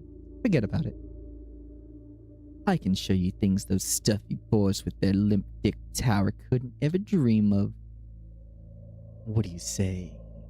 How about the two of us have a little adventure? I've already got plans. Oh? Have you some pressing matters at Cenobium? Lunch dates with the librarians? Tea time with the most esteemed abbess? That's my business. What's it matter to you? I square my shoulders. The amusement bleeds out of him. Your loss. Stranger, finally bored of his own tedious game, extends his hand toward me. He rests on his palm, neatly dividing skin and leather.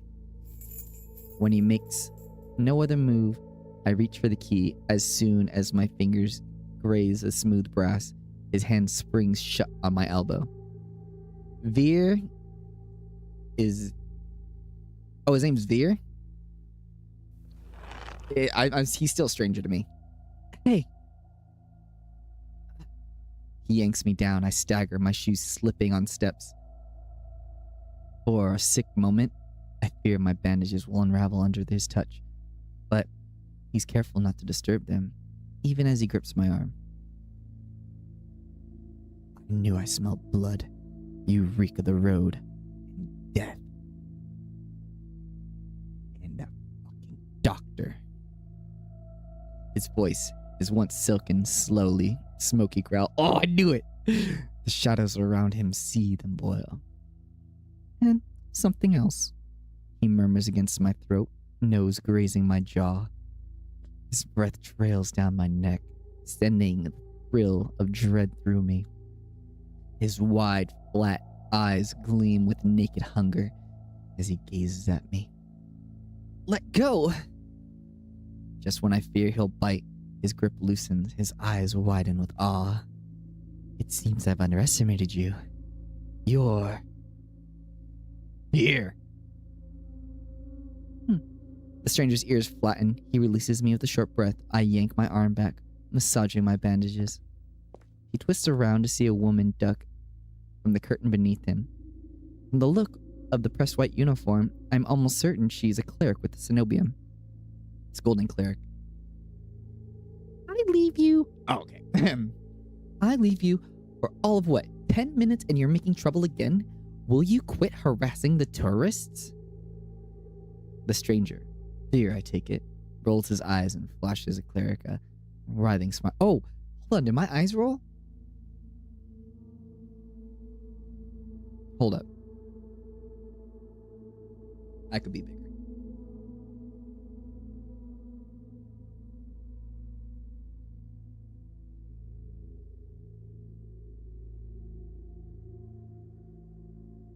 Okay. Hold on.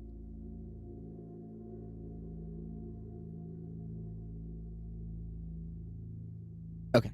Alright. The stranger, Veer, I take it, rolls his eyes, flashes the cleric with a withering smile. Oh. So suspicious.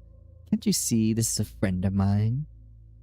A natural liar, he grins at me, his tail swooshing coyly. The woman purses her lips, clearly unconvinced. I open my mouth to correct him, but Veer cuts in. I was graciously offering my dear friend some free advice. Though his voice remains light and cheerful, his expression darkens. Dangers, drawn to you like a moth to a flame. It will always find you, given time.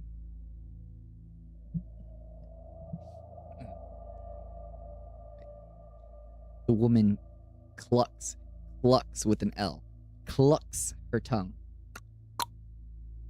Or no, because that's like a... Alright, clucks her tongue.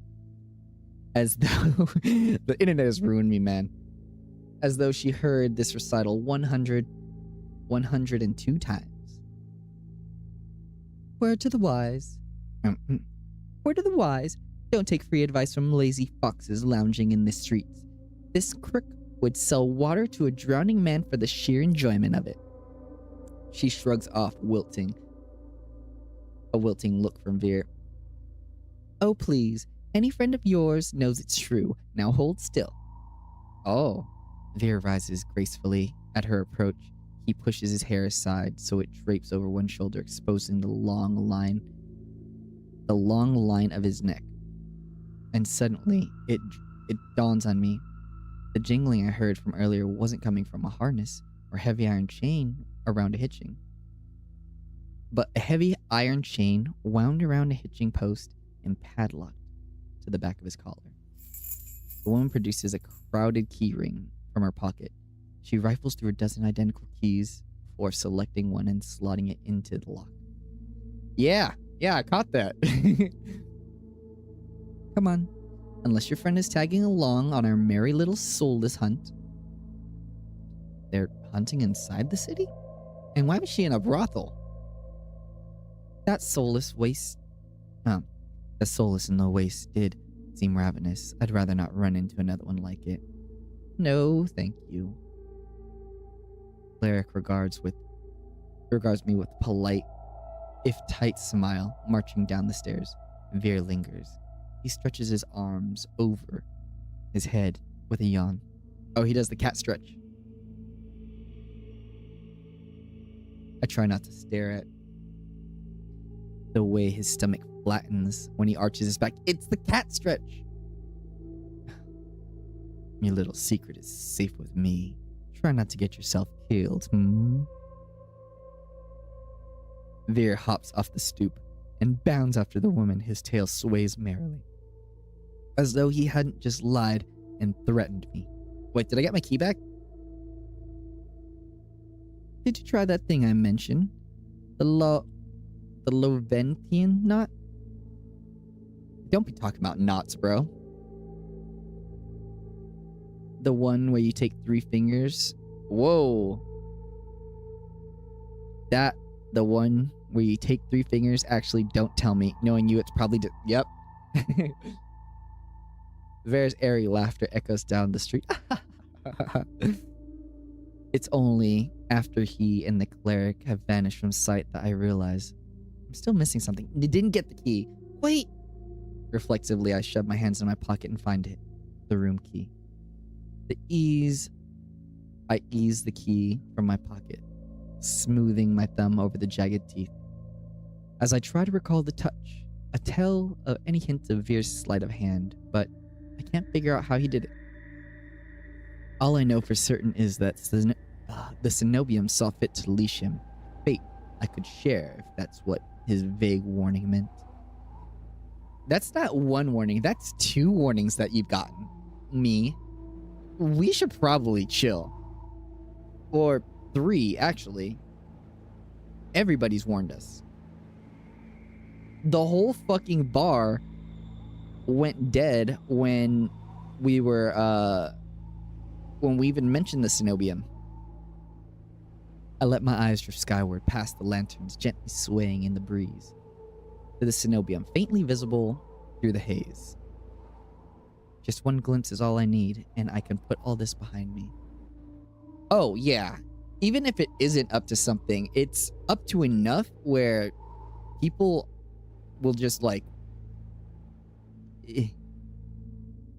This time, he goes to my coin purse for safekeeping. Yeah, so they can steal everything at once. What a dumb fucking... Oh, this is definitely not going to be a 2.5 hour thing. Unless I'm already like halfway through. No, because that's only 3 out of 5 boys. I mean, I guess it could let us meet all of them, and then it's like, demo over. It's easy enough to follow the winding streets climbing uphill toward the distant tower. Hours later, legs aching, sweat beading on my forehead, I finally find what I'm searching for. The cenobium of the luminous void. It stands at the highest point of Iridia, surrounded by cold white walls. Well-dressed people stroll down the walkways, ignoring the massive tower in the midst. It's not the longest demo, but you still got a bit to go. Got it. There was one other thing I was thinking of doing after this, but we'll see. And you might want to stick around for that one, Makers, because it has to do with art. I'm the only one standing before the gates. I crane my neck up. They've said crane my neck up too many times. I can't. In writing that oh yes, loot is exactly the thing. Art, yes.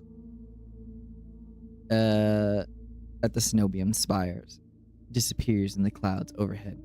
I frown up at the gates, wondering what secrets wait on the other side. Despite their delicate beauty, there must be more of them that meets the eye. More to them that meets the eye. Knocking seems like a terrible idea, but I don't see any other way of making a presence known. Places like this, you don't make the presence known. You get noticed. Or you are announced. I'm halfway up the steps when something moves in my peripheral vision.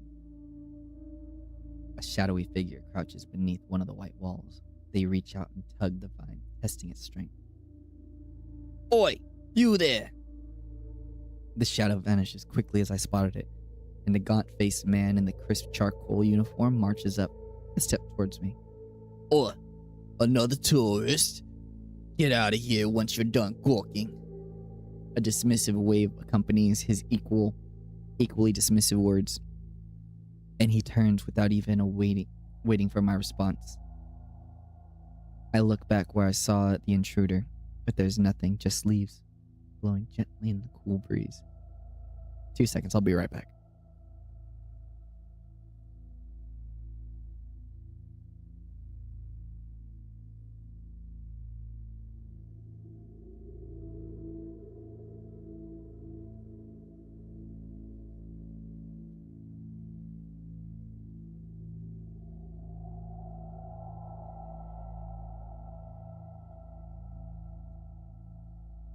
We are in ads. Now, I know that usually I play like more games with action and stuff, but I do think that this is showing off a little bit of what I can do within like the voice acting area. I cannot do women for some reason. I have the disability. No, not disability is the wrong word. The inability, I guess. But how are you liking it so far, Makers? Is this entertaining? Am I doing an okay job voice acting? Is my model reacting properly? Are my eyes widening at the right moments? Yeah? Fuck yeah. I am enjoying it. I'm actually having a really good time. Oh no, I'm having a really good time. I mean, it's a little hard to guess the voices before, because they'll do a voice line and then they'll be like, oh, this is how their voice sounds. I'm like, fuck. I'm so curious how the full story is going to go. Oh, yeah. I step away from the gates, hopelessness washing over me. Well, hold on. For anyone new who's here, welcome. My name is Diane. I'm your patron of party, your brother in Bacchanal, your friend in Fiesta. Grab a drink. I guess also today I'm your homie and horny. That's a good one. I gotta keep that one. We're playing Touchstarved, dating sim where it's 5 guys behind me sitting on a couch and me laughing, saying I'm in danger. Welcome in if you're new. Appreciate you for being here. If you're looking. Hello. Oh, I don't know how to do that. Hello. A whisper coats the back of my ear. Hot and syrupy? Okay. Alright, okay. Well, one is in... Oh, yeah. My bad. Creepy woman voice, got it. Hello. One is envy. See, I know terms now. Isn't that crazy? I feel like I've learned so much. Alright. I jerk away. Can't say that in this game. But I find no one beside me. Instead, halfway down the staircase, I spot a girl peering up at me. She's barefoot, draped in several layers of worn, moth-eaten clothes. Peculiar metal jewelry hangs across her face and jingles.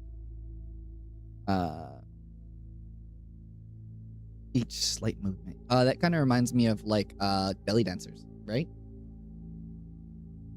Or like the traveling people.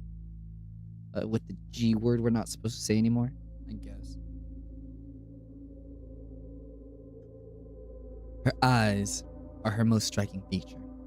They shine scorching, unnatural crimson. Ooh. It feels like staring into the sun. And yet, I'm strangely captivated by her. She tilts her head, thinking of the metal riding wind. Red-eyed girl. Oh, please. They didn't even draw the red-eyed girl, did they? Do you need help? I do. I'm unsure how to respond. The air is charged with mysterious energy, as if each of my words is worth weight in gold. On the off chance she can help me, I might as well be somewhat truthful. No art for her, maybe on full release? I don't think so. I think that they're saving the art for the people that they most want description in, which I get it. I understand. They're like the monster, yes. The 5 main character love interests, yes. I do, but wanting it is another question. The giggle she makes is chiming. Fluttering sound. You're honest. I like that. She dips into a polite curtsy. Common with visual knowledge. Yeah, exactly. That's what I thought. Oh, I do like the name Iris. Another flower name. So we got oleander and iris. My name is Iris. Or yeah. I was like you once, hopeless and alone. The ones in the tower won't help me with your pain. I might be able to, though. Sorry, I'm not buying. I try not to dwell on the fact that I'm recognizably desperate. I try not to dwell on the fact that I'm recognizably desperate. Instead, I focus on her vague offer as I descend the steps. You don't know what I'm looking for. You need what everyone needs in this world. Iris turns, and my thoughts abruptly scatter. Pitted skin snakes down her shoulders. Blooming and gaping hole in the back of her neck. A shuddering breath escapes me. Oh, you're one to talk. Fucking can't even touch people looking ass. You're gonna gape at her, you dick. Whatever disease has consumed her from the inside out. How is she able to move or breathe? Is it possible? She shouldn't be alive, and yet I'm losing respect for my guy here. You can't be looking for something to be cured and then look at someone else and be like, what the fuck's wrong with you? That's just rude. Her shining eyes flicker to my bandages, then up again so quick I nearly miss it. the thought of like the like red eyes like flick down, flick up. That did something to me. I stand there wordless. It's a twisted miracle, but a miracle nonetheless. She extends her hand to me, her delicate fingers outstretched. I can take you there if you'd like. You can decide on your own when you see it.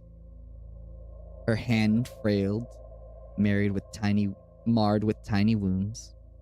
It's the epitome of vulnerability. The opposite of the Cenobium's mocking, impenetrable gaze. I can't wait to see Iris in the full game release. There's so much going on. I would like to see it too. They described it. They should probably draw her because like what they're describing, yeah, but if you make it so visually appealing, I think it's worth a draw, you know? And if I say no, it's your choice. The truth is, I don't have much of a choice. Not right now, at least. I wonder if Iris knows that somehow. I mean, I think most people who come walking up to the Cenobium have... Yeah, that would yeah. It's for the people who can't rotate the apple in their head. Like, you describe that and they're like, you know. If there's any hope of finding a cure, I need to follow every lead, including this sea spring myself. Take her hand. I cautiously slide my hand into hers. Her skin is ice cold through my bandages. We descend from the higher streets, abandoning their gilded decadence. As we cross the river, the wet, derelict district holds more familiarity for me. However, Iris leads me farther still, until I'm met with an all too familiar sight. My gut lurches when I face the open horizon. The sea spring is straight ahead. Iridia's outskirts are hardly recognizable in daylight. Venturing beyond the city's walls is a gamble I wasn't prepared to take on so soon. Shake my head, pull away from Iris. I'm not leaving the city. She circles in front of me with a placating gesture. Don't be scared. I promise you it's all right. You're safe. You're as safe in the city as outside of it, and this stretch before you is the safest of all. She casts a wistful gaze out over the waste, as if admiring something beyond the vistas. The region belongs to Ice. Some call him a gang leader, but he's much more than that. Yeah, I'm not leaving the city. It's too difficult to string my thoughts together. Only a fool would leave the city, but a primal instinct tells me that Iris isn't lying. Best boy, do it. She twirls around with another curtsy, jewelry twinkling playfully in the sunlight. Her doe eyes soften with a smile. As I said, it's your choice. Oh, as I said, it's your choice. Thank you for coming this far. I hope we meet again, die on this hill. Very your type. Okay. I blink and she's gone. Confusion grips me as I look around, searching for any trace of her. But I'm completely alone, with only the vast nothingness of the waste for company. Did I just imagine everything? No, the encounter was real. Again, that primal instinct insists. It just like it insisted on Iris's honesty. The sea spring is straight ahead. If it managed to cure Iris, I need to see what it can do for me. I venture forth, nerves and determination roiling together in my chest. My heart pounds with each step I take from civilization. For what it seems like an eternity, I force each foot forward, one step, then another, until the realization hits me. I never told Iris my name.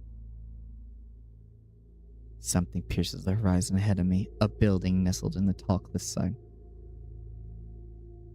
It appears so starkingly out of place, that it might as well be a hallucination, dripping with extravagance, adorned with honeyed mahogany. Honeyed mahogany is such a good, assonance. It's an ornate jeweled architecture. Dark silhouette skirt on both sides. Trees, I think until I'm close enough to realize I mistook the branches for spikes shedding tendrils. That is mahogany. Soulless. Several of them watching me in the distance like statues. Flashes of light chase me, and gushes of blood, screams of death. The smell of the burning flesh, sour bile. I can't go through it again. I won't. Exploding into a messy sprint, I push my legs as fast as they'll take me towards the decorated building. The next thing I know, they're dashing up the wooden stairs, crashing through the towering double doors. Ah.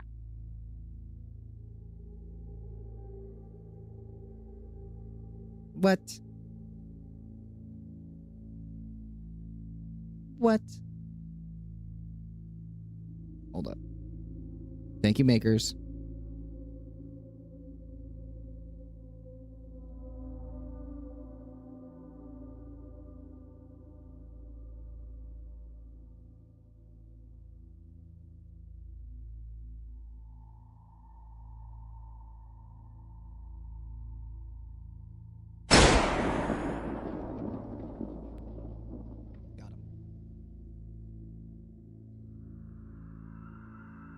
My lungs burn from the exertion. I gasp for my breath, desperate to be safe, but when I orient myself with with my surroundings.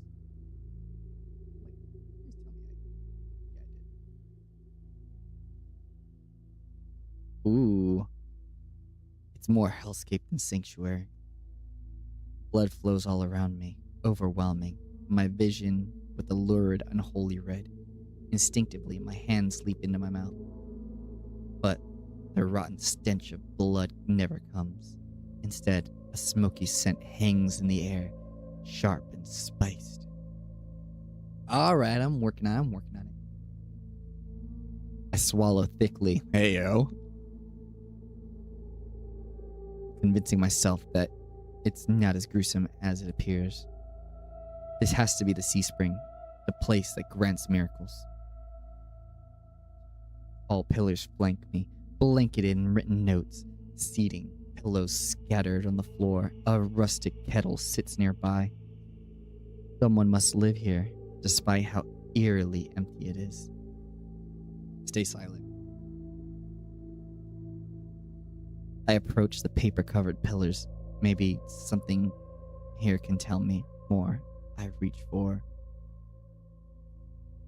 the closest one. Fuck no. I'm the closest one, dog. What are you talking about? I reach for the note in front of me. It reads, "Dear mother, don't cry for me. I am sorry. I didn't say goodbye. But we'll meet again in another life. I love you very much. P.S. If you ever see me, never speak to me again." It's written in perfect cursive. I've never seen such beautiful handwriting. Before I can ponder it further, sharp chills run down my spine. Something is watching me. I quickly set the note back, my eyes darting around the wooden deck, but it's still empty. Finally, I look towards the Sea Spring. That stillness hides something deeper. Something wrong. Hey. Ugh. I spin around and come face to face with a pack of soulless. Oh, shit.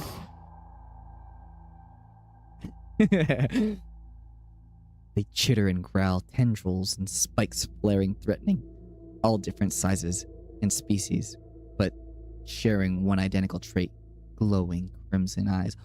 Like Iris. I try to back away, but my heels teeter over the Sea Spring. I'm cornered. Watch your step.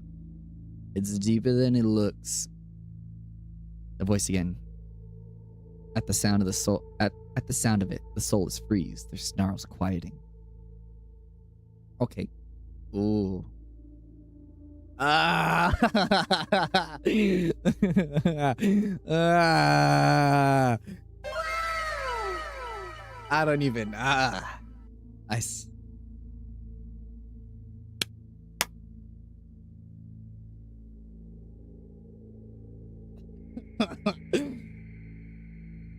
We're gonna be in ants. Hold up.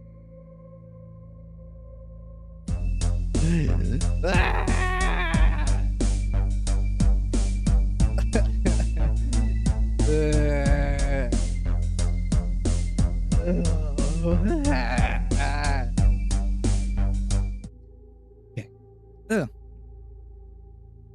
Okay. Okay, makers. How you doing? I'm doing fine. I'm doing okay. Woo.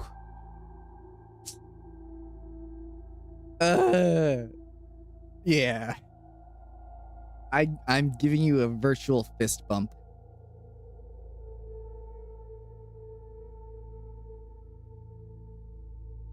Oh. Oh my god. Woo. I'm honey. Oh wow. Listen. All right. Okay. Like, I mean, come on, bro. What do you want? What do you want from me? What do you want from me, bro? Like, come on. All right, we're back. You look lost, little sparrow. Let me see. Hold on, that's not right. You look lost, little sparrow. Maybe? His gaze is a violin raw and exposed. They're the same eyes I've seen over and over. First with Iris, now with the soulless circling me, all bound by the sea spring's blood red.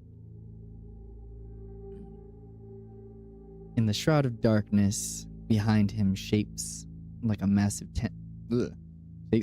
tentacles twist around and coil in the wooden beams. I can't focus. Wow.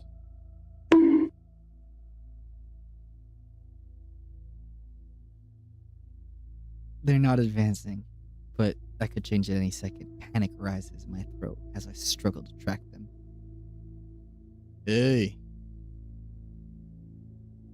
Eyes on me. My stomach rolls and tears away from the soulless.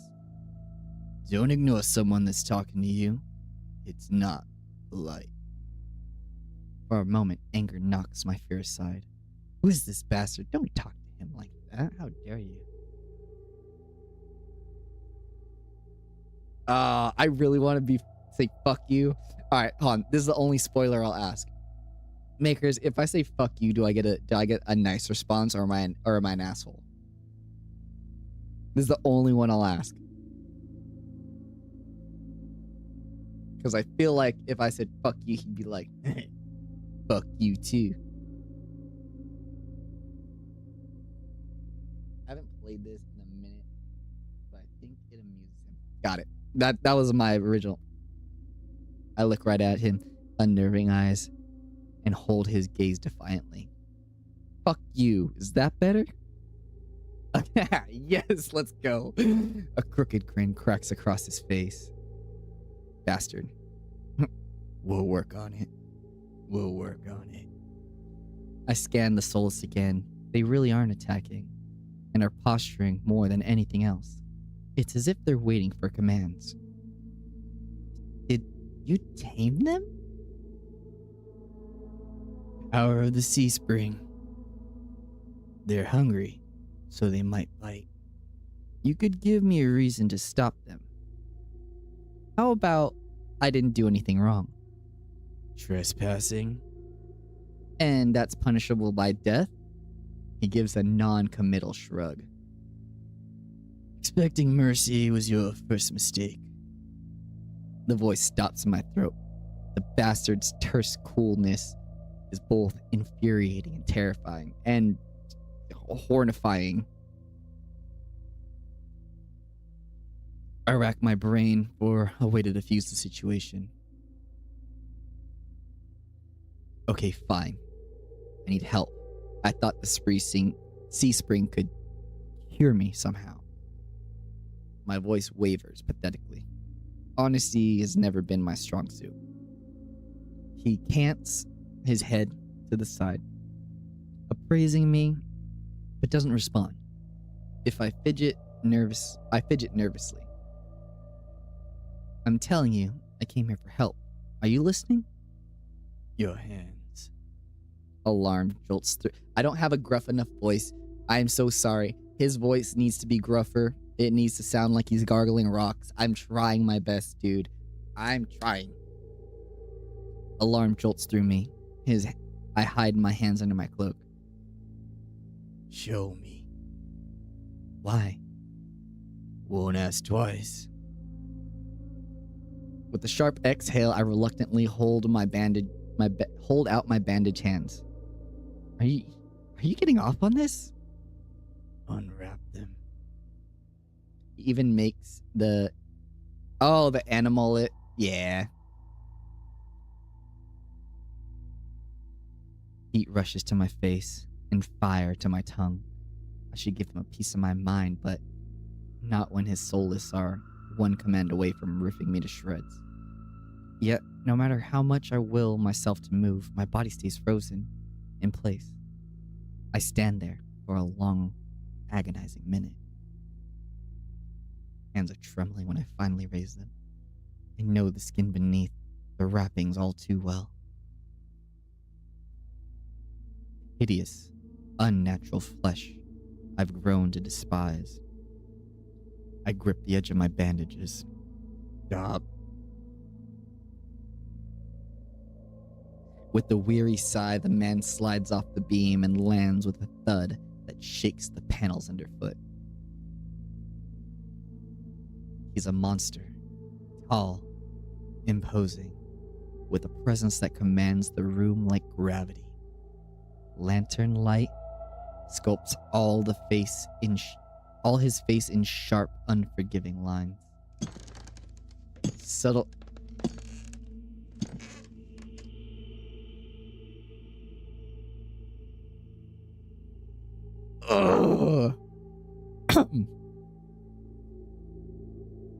Subtle clinks of metal accompany each footstep.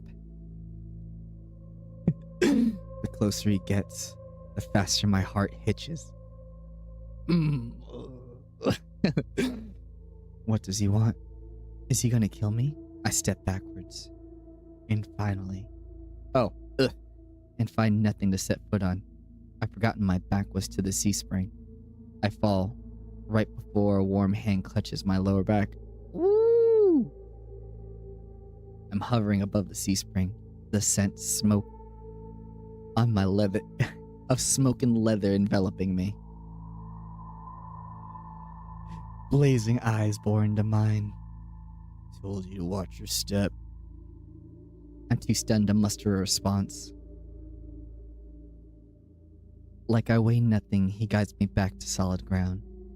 Following a subtle gesture from his fingers, the soulless around us disperse and relax. The shift of their demeanor is so abrupt, it gives me whiplash. The enormous tentacles are no longer in the rafters, though now I doubt I ever saw them at all. Either way, I let out a breath of relief. Thanks. As focused on me as he was before, the monster pays no attention to me now. He kicks some seating pillows out of the walkways and checks the contents of his kettle with a scowl. The sudden disregard is almost insulting. So that's it? I'm not a threat anymore? Never were one. Then why'd you threaten me? People get honest when they're afraid. In other words, he was messing with me. I drag a hand over my face, exhausted by the fact that this is the second time a monster's provoked me today. You're ice, aren't you? Depends on who's asking. One of your friends told me this was your territory. She also said you were a gang leader. I wouldn't call him an ass. To be fair, I am an ass lover, so... I mean... But there's no one else here. I just think he's cool as fuck. I thought there'd be more people. Ice picks up the kettle, walks to the edge of the sea spring, dumps the contents into the endless red. They took a walk. His pleasant... Aw, he's so cute here, though. Look at that smile. That's not the smile that makes you like... You know? Then, in an instant, it drops. I get the sense that I shouldn't ask about that again. You said you came here for help. Depends. Can the sea spring cure a curse? Probably. You mean you don't know? Nope. He shakes out the empty kettle and starts collecting stray cups, tidying up. My frustration builds. I narrow my eyes at him in a questioning glare. When he notices, he returns it with an amused smirk. Are you being irritating on purpose? Listen up, Sparrow. Sea Spring can cure anything. Nothing's stopping you from trying it yourself. What do I have to do? Drink. I have to drink from the sea spring? My eyes glide to the blood-like pool beside us. The idea of ingesting the liquid makes my guts churn. Is there a price? Always. Ice taps his temple with his finger. Oh, he hit him with the... You lose a little bit. That's it. Might have already beat me to the punch. My humor earns an amused, fanged grin. Oh, he's got fangs too. Damn, I'm fucking sold. This is a little different. When you drink from the sea spring, you forget who you are. Your mind combines with everyone who ever drank before. Humans, monsters, soulless. One big happy family in your head. My blood runs cold. I've heard of these before. Group minds. Hive minds, I thought, but whatever. Maybe that's copyrighted. I thought they were just rumors. I've heard of the whispers of cults performing rituals to bind their members' minds together. It never seemed possible. But something tells me this is real. Even if one thing doesn't add up. Your eyes are red too, but you obviously haven't forgotten who you are. Before I can finish my sentence, Ice strides past me toward the entrance. Time's up. Let's finish this later. Wait, already? You barely told me anything. One bad day. I got somewhere to be. Okay. There's still so many questions, burning on the tip of my tongue, but my frustration spills out before I can ask any of them. I was told to come here for your help, but instead I get threatened and kicked out? You're joking, right? Watch your tone. I'm nice, but you don't want to ruin the host's mood. My skin prickles. I feel like I'm being watched. The feeling of being watched washes over me again. My eyes dart back over the sea spring. A lone ripple in the distance on the quiet surface. I take Ice's advice and clap my mouth shut. Ice approaches a nearby soulless, a lanky dog-like one with 6 legs and a crown of tendrils.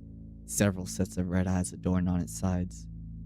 Its forked tail wags rapidly, When Ice squats beside it, he runs his fingers through the tendrils, scratches its chin, and pats his head. He's a dog lover. My boy. Ice wins. A gentle smile prays across Ice's lips. The affection he holds for the soulless is painfully clear. You got me. Dog lovers, yes. I dip my eyes away from my mouth. I dip my eyes away, my stomach fluttering at the tender sight. Getting dark out. This pretty girl will guide you back. Following a short whistle from Ice's lips, it trots over to the entrance, obediently tail swaying. I watch the soulless warily. Pretty is not a word I would use to describe it, and the idea of it protecting me sounds absurd. Demon doggo! If I decide to drink, how do I find you? Someone with eyes like mine, they'll point you in the right direction. But think it's over. Once you drink, you can't go back. It's a lot to process, but I give a small nod. At least I know I have another option for the cure, as disturbing as it may be. I follow the soulless at a measured distance and watch it nudge against the doors and open it with ease. When I'm about to cross the threshold, I sneak one last glance behind me. My heart skips when I meet Ice's eyes. I'm about to snap my head away. And he's ultimately doing you a kindness by warning you about the side effects. Oh, no, yeah. Yeah, I mean, he's straight up. He's like, hey, this will cure you. But there is a price. Like, you lose yourself. Like, everything has a price. But he's just like, nope, this is what happens. You lose yourself. You kind of like, he's being honest. But he just flashes me an easy smile. Till next time, Sparrow. I'll buy you a drink for scaring you. Oh, God. Best boy.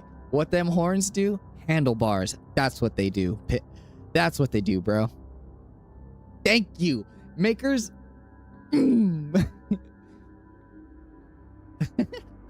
Let's go. Yeah, alright. We're in ads, so I'm gonna take a quick throat rustling break. Oh, same brain cell, bro. Same brain cell. I do like to say I have a penchant for demon girls and apparently demon boys. Like, let's go. But IDK, how the full release will go. Yeah. I'm assuming you don't get like full endings with the demo. You just get like introductory, closer in, and then they're like, wait for everything to come out. I don't care about the new Avatar movie.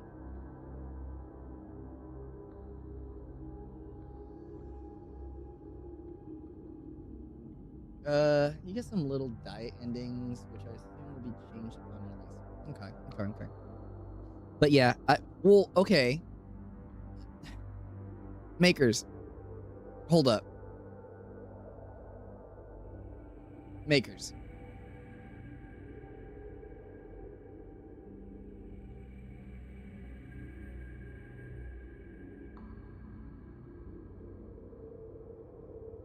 Like,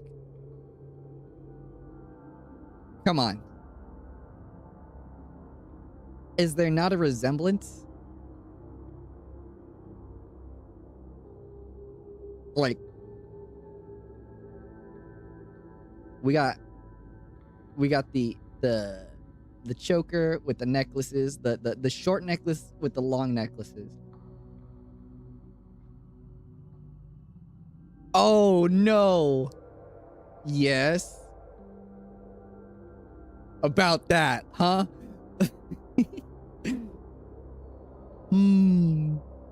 Confession is good for the soul.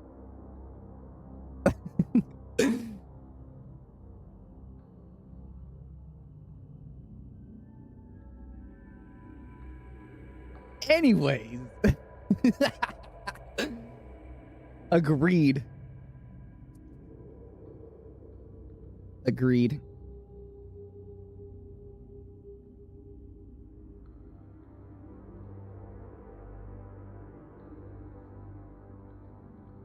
All right, all right. Makers, maybe maybe we're a little closer friends than we thought. Maybe we got some. Maybe we got some. Hey, yo, honestly, all right. So this is like a far cry away from anything ever, but there is a VTuber group that I watch, and they have some like really dedicated fans. They make like visual novels, games, like little like RPG Maker games for them and stuff like that.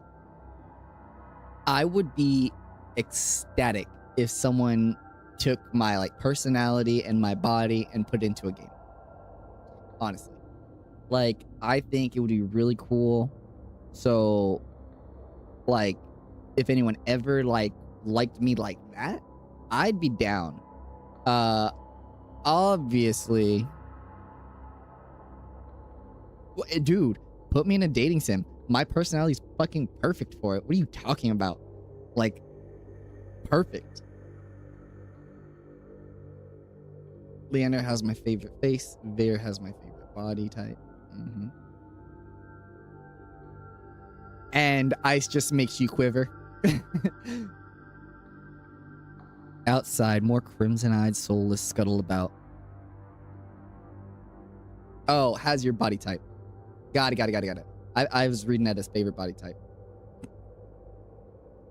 Outside, more crimson-eyed soulless scuttle about. It's hard to believe it's the same threatening pack from before. They chase each other in circles, roll around in the bog's mud. I never known souls to play, let alone keep company with each other. They're usually territorial and hostile. I know who to call if I ever make a dating sim. If Makers ever makes a dating sim, or arts for a dating sim, yes. If you want help writing, if you want the horny, I'm here for you. Chew. Ciao. A part of me is almost happy for them. Being alone in this world is a fate. I wouldn't wish on my worst enemy. And somehow, the Sea Spring has given them a family. But now's not the time to be envious of bloodthirsty creatures. The soulless pay no attention to me, as long as the dog-like one escorts me. I considered trying to just make one for shits and gigs, but IDK shit about making games. I assume visual novels are on like some of the easier side. Not to say that they are easy, but not needing to have like maps or like animation really. I mean it's just it's a book. Yeah, you don't need to do like parry mechanics or timing shit, or even like matching. You don't even have to do matching like walking to like a WASD or a joystick. Dusk darkens, sky by time we reach the city. The soulless sits, canting its head. They really like they reuse words though, and that's something like you can't use canting and what was the other one? Crane. Like words that are so auspicious that they stick out of the sentence, you can't use them multiple times because they stick out so much. Oh, yeah. Its head at me with familiar crimson eyes. I think it wants something. Pet the boy! Pet the boy! I've never encountered a soulless that likes to be pet, but I've never encountered a soulless that escorts people to safely to town either. I slowly reach out to the soulless, letting it sniff my closed fist, so I don't startle it. But it just headbutts my knuckles, impatient and demanding. I let out a snicker. Okay.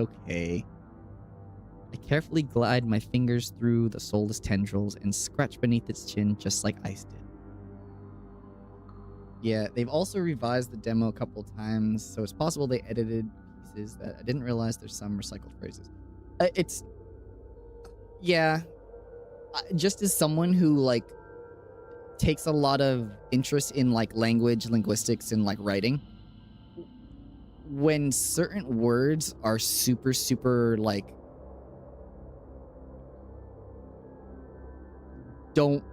they aren't used quite often. It seems like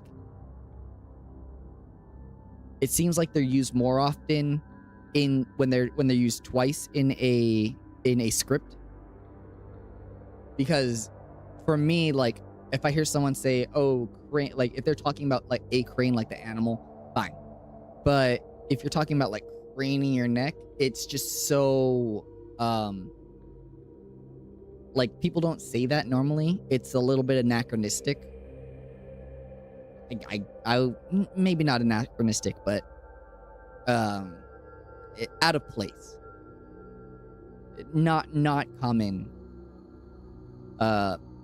So like they just stick out even more. I don't know. Yeah, I mean it's not released. I'm not docking it points for that. It's just something that I noticed. I'm sure there's a lot of people who didn't even notice. They're just like, what the fuck does crane mean? Or canting. It pushes into my palm in response, rumbling with the sounds akin to a purr. The vibrations are soothing, almost healing my fatigue. When it's satisfied, the soulless spins around and scampers back to the direction we came, vanishing into the darkness. We just arrived in Erida, but I've already encountered so many things I thought impossible. Tamed soulless being one of them. My head spins. Maybe I should call it a day. Maybe I should.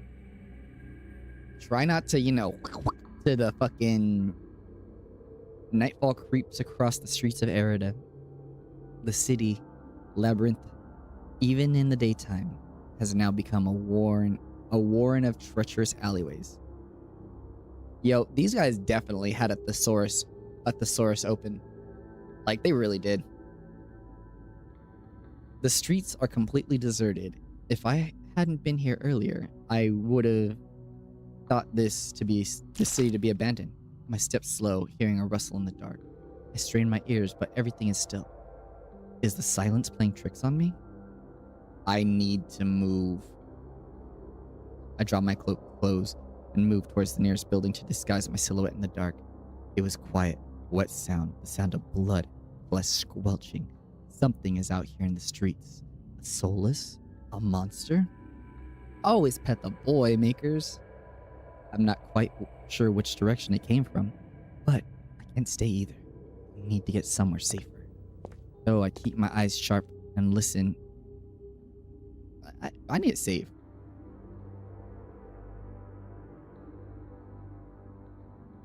What? So I keep my eyes sharp and listen intently. There's only one sound of my own footsteps. I know what I heard. A moment's pass and nothing happens. I only grow more tense. I turn the next corner, my thoughts and come screaming to a halt. My head spins, the world blurring, adrenaline rushes through my veins. Only one thing is clear amidst the haze. Oh shit. The soulless that attacked the caravan. It's crouched over a dark, indistinct shape, a body. A garland of intestines spill from the pallid flesh.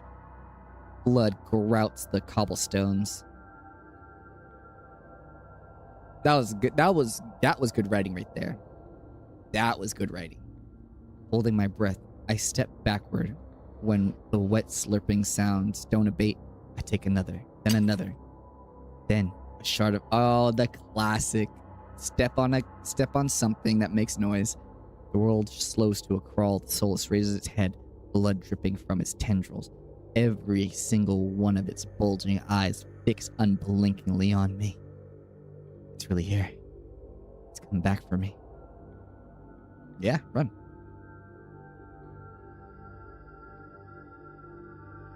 I'm off like a shot, running for my life through the darkened streets.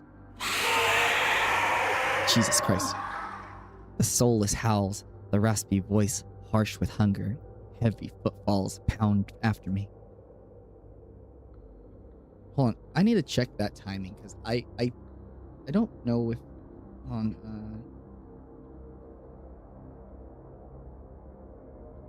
I need to see if my eyes widened when I fucking jumped. My heart thunders in my chest. I take turns at random, trying to lose the solace in the maze, but I can't seem to shake it. I can hear the breathing now. A wet, fluttering rasp growing closer. Closer. This team, as the writers, also did the Arcana and started a game called Last Legacy 2, which was great until it got bought out. Oof. The same claws that severed my arms swipe out. I duck and save my pure reflex and skid around the corner only to freeze. A wall twice as high as me bars my way up a dead end. Man. Behind me, the soulless looms. It's enormous, taking up nearly the entire width of the alleyway. Its long claw-tipped limbs give the advantage in reach. Try to escape. What the fuck are we gonna... No. Yeah. As the soulless prowls closer to me, eyes dart from side to side, looking for an escape. The soulless is blocking the obvious way out, but right behind me, there's a rickety door that must lead to an adjoining building. If I can get inside, the soulless' size will hinder its attempt to pursue me. It's about like Last Legacy. Yeah, that happens. Bought out games, like, really.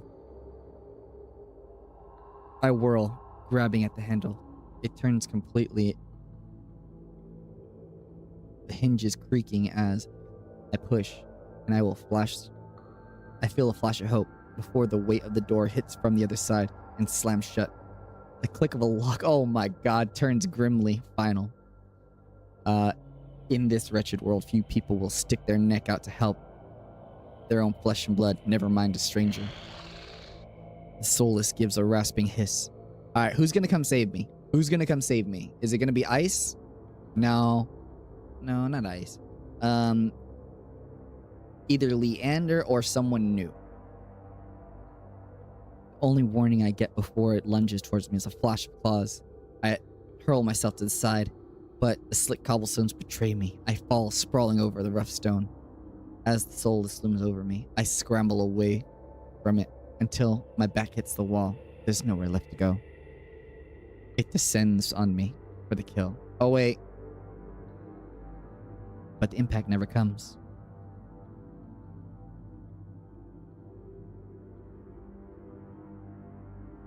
Oh, it's the white hair. I warily crack open, then another. Crack one eye open, then another. Then, not sure whether I should believe what I'm seeing. Hooded figure crouches in front of me, one bloodstained hand outreached. Yeah, it's this one. Moonlight silvers the edge of a stiletto knife. Their face and hands are spotted with blood, and the soulless. My eyes dart past my unexpected rescuer to the misshapen form behind. The soulless, many eyes, once rustled and vibrant, now dull and waxy. A red pool spreads slowly under its body. Numb with shock, I can't help but stare. After all the people it's killed, after nearly killing me twice, I can hardly believe it's dead. Well, I gingerly take the offered hand. The hunter's gaze dips to my bandages. Pale lips part in the brink of the question, then close again. With strength belying the slight frame, they pull me upright. I can feel the tension in their grip. The fingers tremble like they want to pull away. It's a sensation I'm all too familiar with myself. Despite their obvious discomfort, they pause for a moment, pale eyes sweeping over me. Not going to fall. When I shake my head, they hastily let go and back off, wiping the blood from their face. The hunter turns away from me, the heel of their boot hitting with the soulless, gangly body. They lean over, studying intently. With their back to me, I realize that the hooded silhouette is familiar. I saw them outside the cenobium. Vestigial or functional? vestigial or functional. I'm startled out of thought when they speak, but they're looking at me. Can't all be processed by the brain. Its occipital lobes have to be enormous. In fact, I don't think they're talking to me at all. Just stay quiet. Don't say oxy what. Shut up. Don't be stupid. Also, sick cloak. This sick cloak. I linger to listen, curious despite myself. They move with to the soulless other side, still engrossed in their study of its many eyes. Sensory lag would be a problem, but how does it composite all those neurological input? I wonder. Maybe they caught sight of me in their peripheral vision. Maybe they heard me shift slightly. Hunter jolts upright, wide eyes landing on me. You're still here? I imagine this is like a super like soft voice, no inflection, very Oh, we're in ads. Makers, this is the NB, right? I think if I remember you telling me last night or no, the day. Yes, yeah. I see it.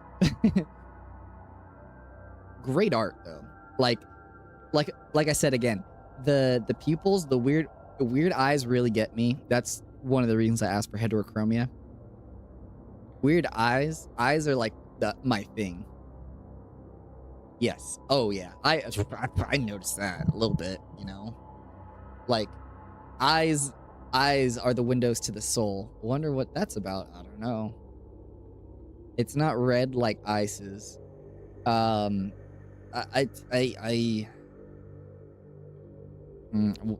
what's that about, smiley face? I genuinely don't know. Oh, okay. Also, the classic, the beauty mark. You know. Classic beauty mark.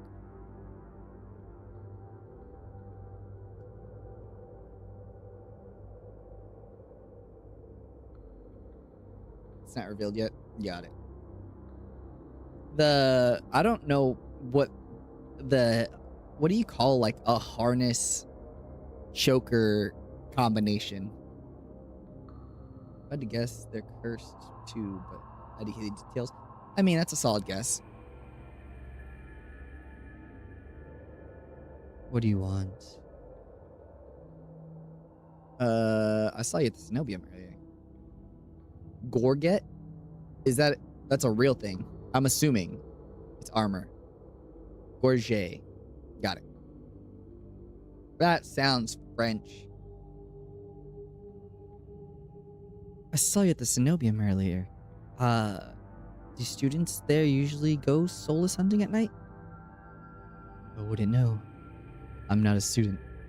I fucking knew it. I knew it.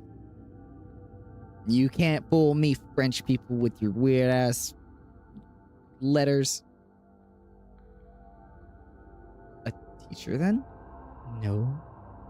Then what were you? Before I can finish my question, they interrupt me. What are you thinking, traveling at night? This is far from the worst thing hunting Lowtown. I can't make heads or tails of them. First they saved me, and now they scold me? Lesson learned. I could do without the lecture, though.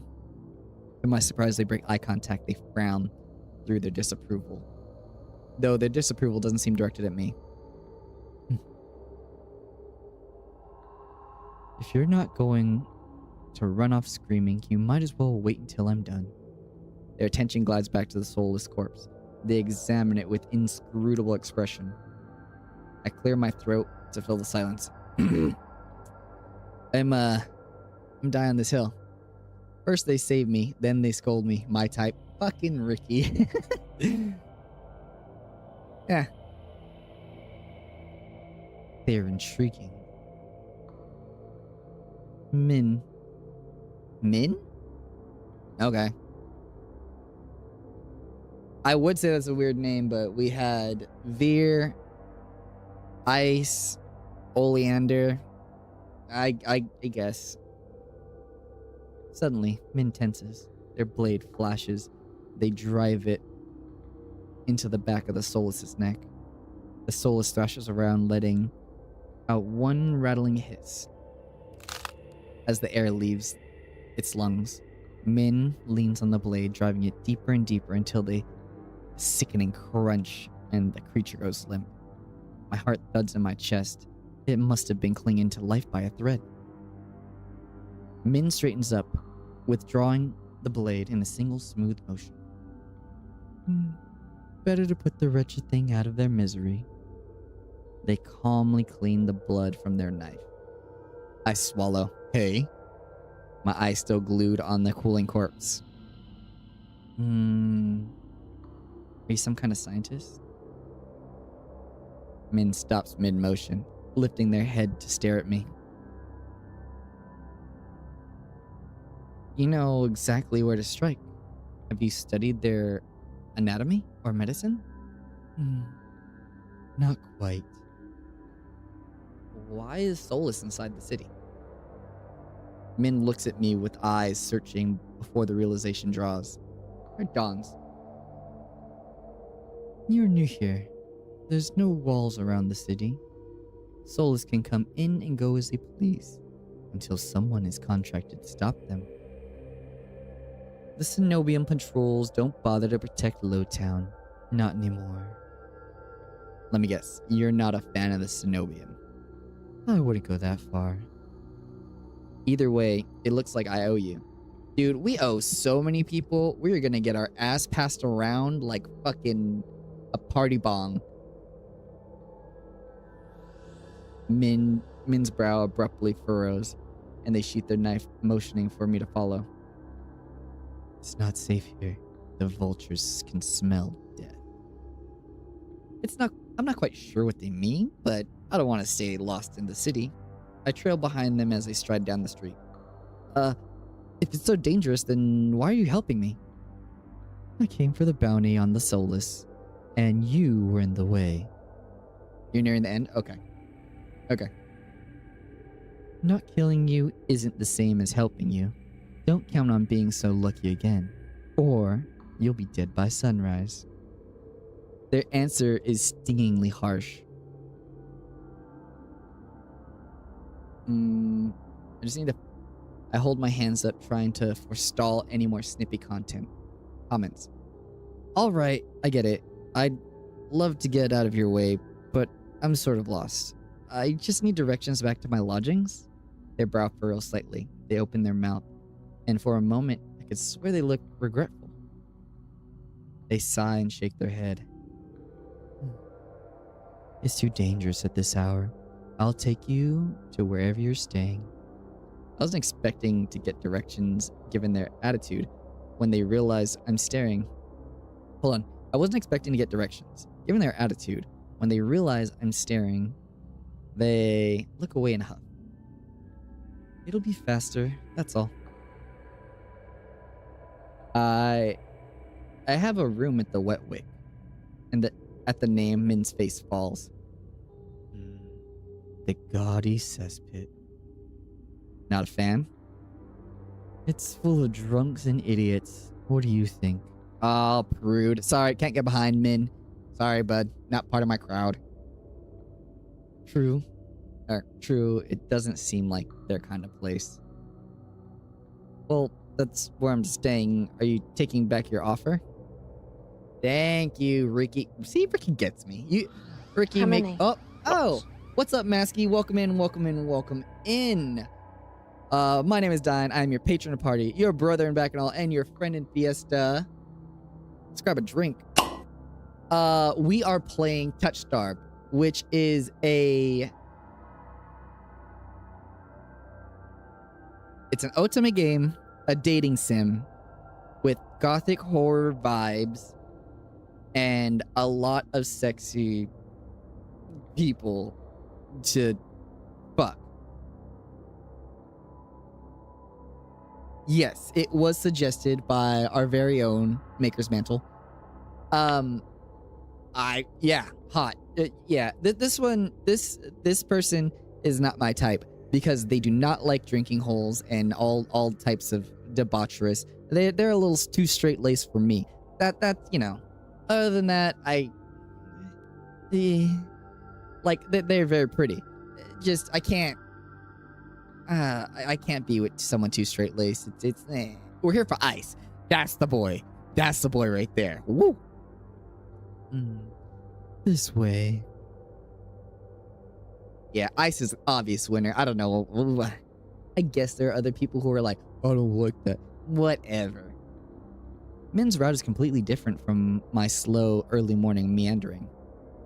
Their steps are swift, sure, even though all the streets blur together in the darkness. You know the city pretty well. I grew up here. I think it's the first thing they told me voluntarily since we met.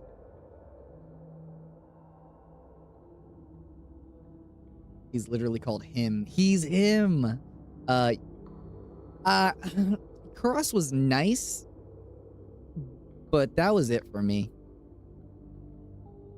I think Leander and Ice are my picks. Was it always like this?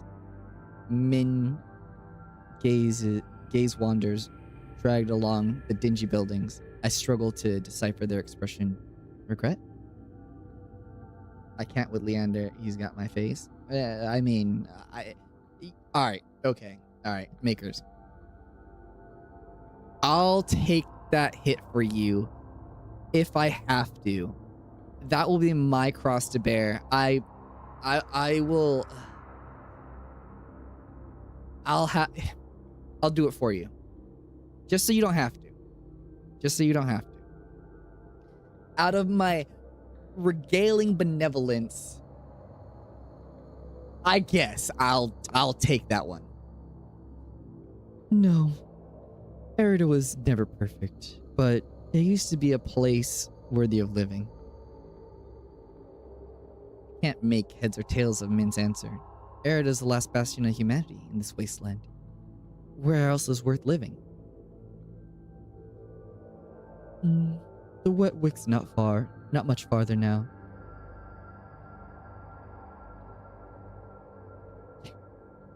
Like I said, I got you. Don't worry about it. You don't have to. Use me as a body shield. As a body shield. Oh no. In no time at all, the shadowy alleys of Lowtown give way to the brightly lit avenues. Oh, welcome Raiders. Y'all are fucking awesome. If we didn't get a shout out for Masky, can we? In no time at all, the shadowy alleys of Lowtown give way to the brightly lit avenues and crowds of lively people. Yeah, Eos, put on some like big ass fuzzy socks. Thank you, Makers. The chat was going. No, you're good.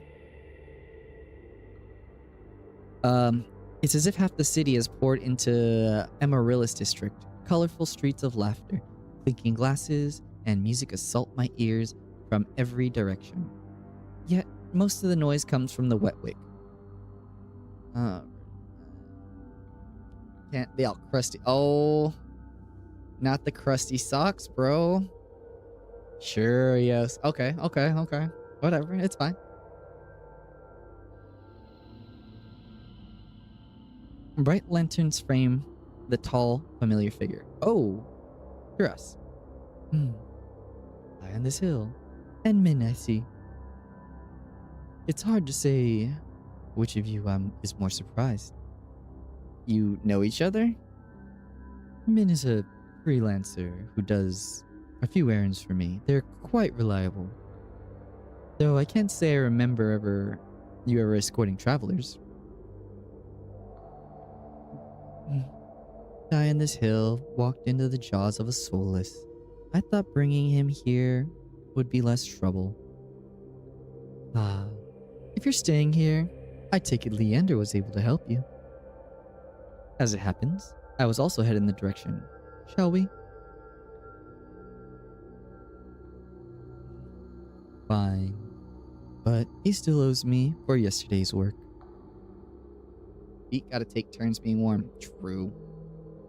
Min drags their feet reluctantly trailing into the tavern.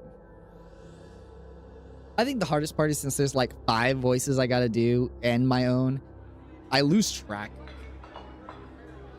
As soon as the doors open, a wave of sticky heat rolls over me. Ah, true. I've been there. In the hours since I left, the wick has grown suffocatingly crowded. Kura stands a head taller than most. Even so, I nearly lose sight of him amid the sea of swarming bodies. Pardon me. As if on cue, the crowd parts and Kuras glances over his shoulder at Min and me before gliding through. How can everyone breathe in here? Min follows at a clipped pace. I don't know what that means, clipped pace. Behind the bar, Leander holds a pair of shot glasses, brimming up with luminous green liquid. Oh shit, we're doing shots of absinthe, let's go! And now, for the finishing touches. A flash of magic paints the glasses with white frost. Yeah. You'll never guess what was in these. I already said, that's absinthe. That's absinthe. I could teach him a few things. He slides the glasses across the counter, and I get a 3rd and 4th shot as the evening in the rapid succession. He leans against the bar, elbow propped on the counter. Oh, hey, it's the boy! He catches the glasses and lifts one to the light before turning it upside down. Contents magically congealed and stay firm in place. You're supposed to make drinks, pretty boy. Don't tell me you're wasted already. Oh, I forget Veer's. Veer, perched on the counter beside Ice, looks at the shot glass and shakes his head. What do we have here? A bucket of boogers? Leander's nose treasure? You've eaten worse. Veer's lips twitch and his ears flatten when offered the glass. Ice snickers. Coward. Don't tell me you're actually... In one fluid motion, Ice throws back his head and takes down the shot. That's why he's the boy! Drinking that. A dark look crosses Ice's face. It's chewy. Chewy? Wait, let me try again. Behind me, Min grumbles. I told you, this place is a nest of degenerates. If it isn't Kuras and Min... It sounds like Leander's voice. Min's pale eyes grow wide when they look, ready to bolt until Kuras sets a hand on their shoulder. This won't take long, I promise. Min's eyes dart from Kuras's hand and they soften. Fine, you first. Oh, fine, you first. While they step forward, I linger behind, struck by a sudden revelation. All the people I've met recently know each other. Good evening, Leander. Ice? Another drinking competition, I presume? Is it evening already? Just some friendly rivalry, Doctor. No need to be alarmed. Kuras acknowledges Leander and Ice with a slight nod, ignoring Veer entirely. Damn, Veer gets fucked. Not that Veer seems to mind. Oh, now all of them are talking at the same time. I'm so fucked. My voice is gonna be trashed after this. He tilts his head, curving his lips in an impish smile when he spots Min brooding behind Curious. I almost didn't see you there, Min. Looking for your booster seat? Min pushes their hood back and levels Veer with a cool look. I thought pets weren't allowed in here. Got him. Veer's eyes narrow. Oh, let's go. The boys. And, ooh, oh no. Okay, all right. We're in ads. Hold on. We'll wait to come back. We'll wait to come back. I actually can set up the next thing because I'm pretty sure I'm like pretty close.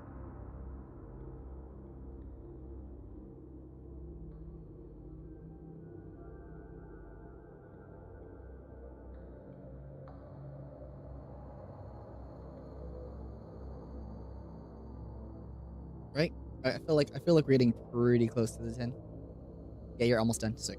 All right, then I'm gonna set up the next thing as well.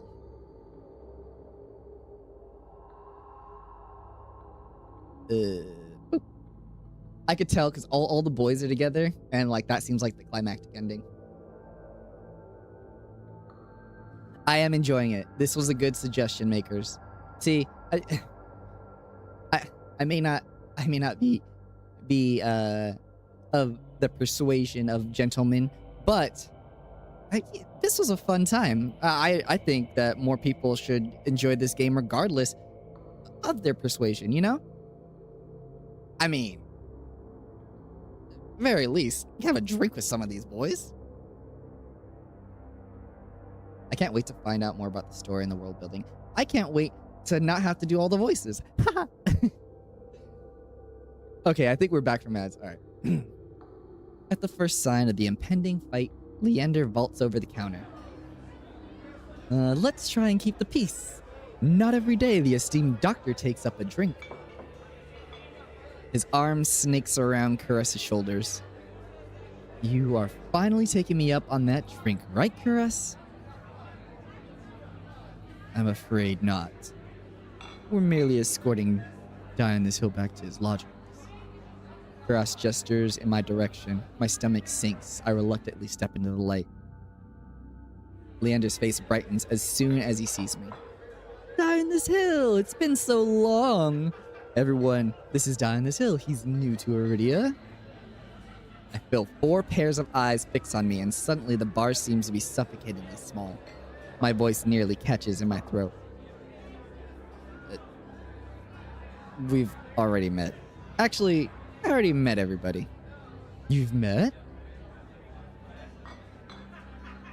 Ice and Veer regard me with subtly amused expressions.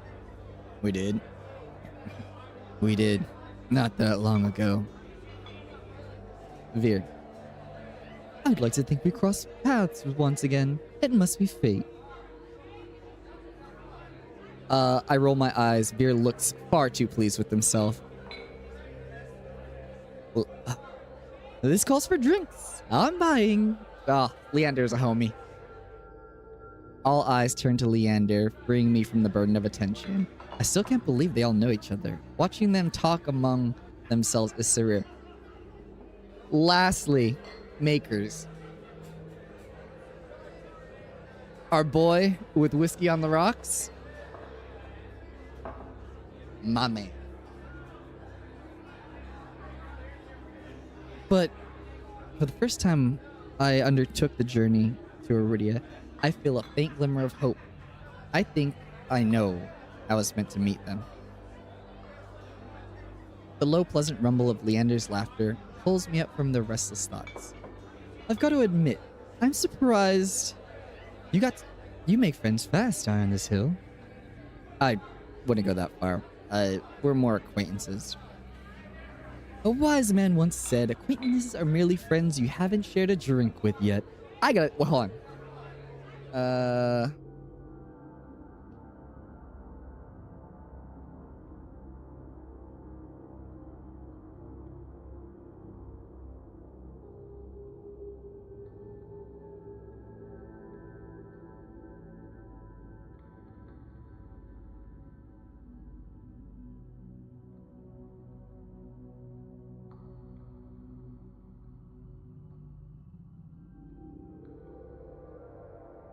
Yeah.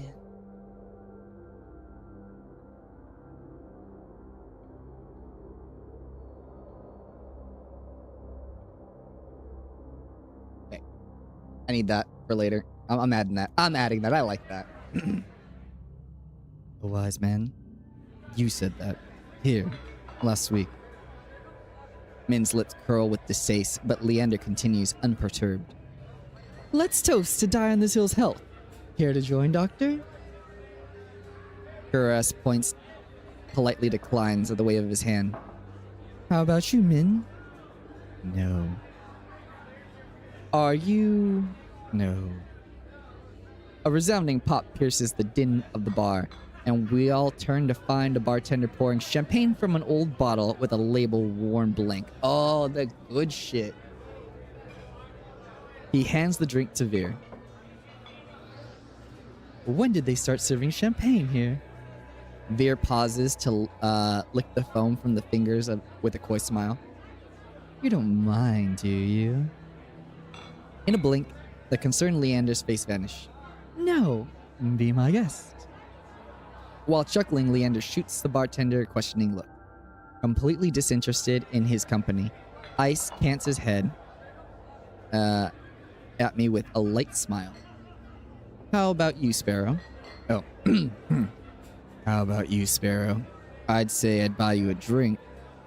No, my treat. Ice regards Leander over the rim of his glass. A dim light and a glint in his eyes looks downright dangerous. What'll it be down this hill? Come on, bro. Come on. Veer does have expensive taste. He seems like the type. Very expensive date. Yeah, and expects you to pay for everything. I'll take you up on that drink, as long as it's not one of those green shots. Don't knock them till you tried them. They taste better than they look. He just made Jello shots, that's all it was. Somehow, I doubt, and I hold my tongue. Min and Kuras drift towards one end of the bar. Both seem eager to leave at a moment's notice, and neither of them has ordered anything. Question here is he a bottom or a top? Veer, bottom.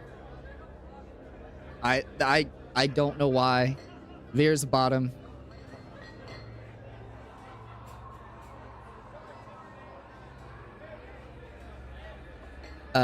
Ice and Veer linger. Several glasses stand empty between them, and two show no signs of slowing down. Not even a question. Let's go.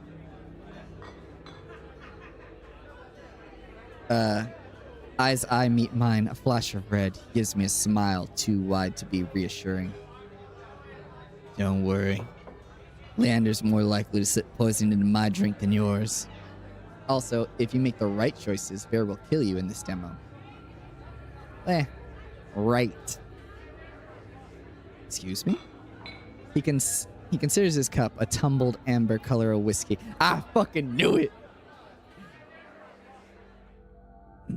Leander's tried to kill me dozens of times by now. It's always a gamble. Still comes back. Veer looks... I mean, there's kind of a reason to maybe want to kill the demon-looking guy who controls a lot of soulless.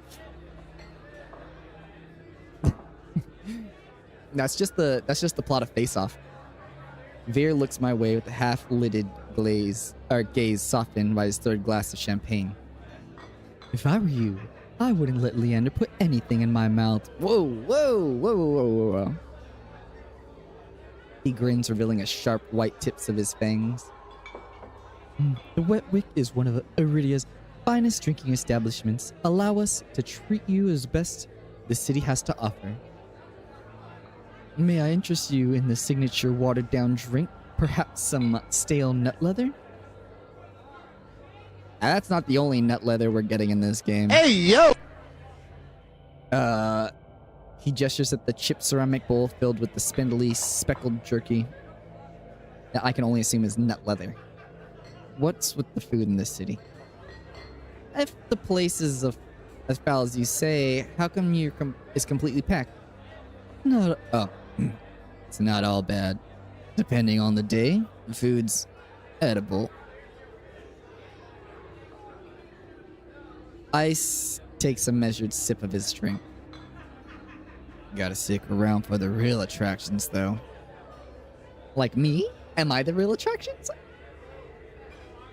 Before I can respond, Leander returns with the tumbler and sets it in front of me. A strip of orange peel bobs a pool of red alcohol. That is a fucking Sazerac. And it should be a lemon peel. I sniff the drink to my release. I smell a sweet scent of pomegranates with undercurrent. Okay, alright, it's something else. It's like a pomegranate with undercurrent. That's like a fucking pomegranate mulled wine. Relax. It's a local specialty. Ah! Oh! Yeah! Bro. Bro. Come on. Come on.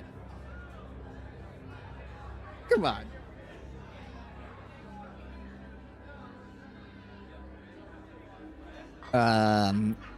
Although, if you're feeling more adventurous...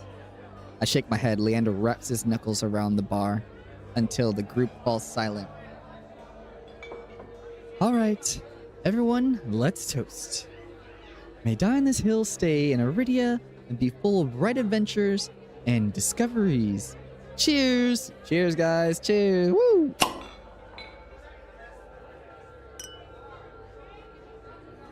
Leander, Ice, Veer raise a glass in unison. Min only crosses their arms. Kuras watches with polite indifference. I tip my drink back. The wine is eye-wateringly strong. Despite the sharp, bitter edge, it goes down smoothly. One sip softens the edge of my vision.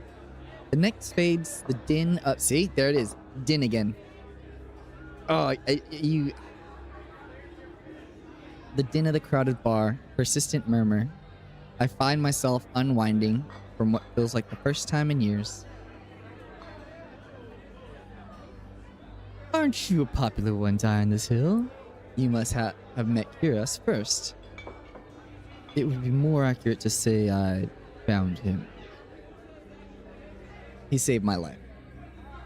I merely performed my duty as a doctor. Although, I admit, I was confused when I woke up naked. Leander makes a choked noise. Somewhere behind him, Min sighs. It's not what you think. Die on this Hill was in grave condition. I could hardly treat such industries through tattered clothes. Kuras got out at that schwanger. The silence follows stretched uncomfortably long. I looked away, unable to face Kuras' disappointment, and catch Veer snickering behind his hand. That's my cue to change the topic. Kuras isn't the only one who saved me today. Don't you listen. I didn't save you. You were simply there. Big cock looker energy. That's Min for you. Leander reaches for Min, but they duck under his arm with practiced ease. As reliable as they are moody. You're one to talk. Neglected to warn him to stay off the streets at night. What? Of course I warned him, I think. Min's only response was short breath. At any rate, I never got the chance to thank you, Min. Don't. The less soulless alive, the better. Min's eyes flick towards Ice, and their lips twist. Ice is too busy nodding along with Veer's enthusiastic pantomime of stabbing to notice.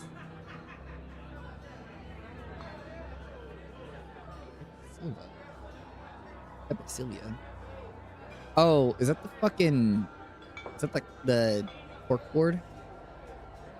I've had enough of this hellhole. Let's go. Min and Kuras share a brief look.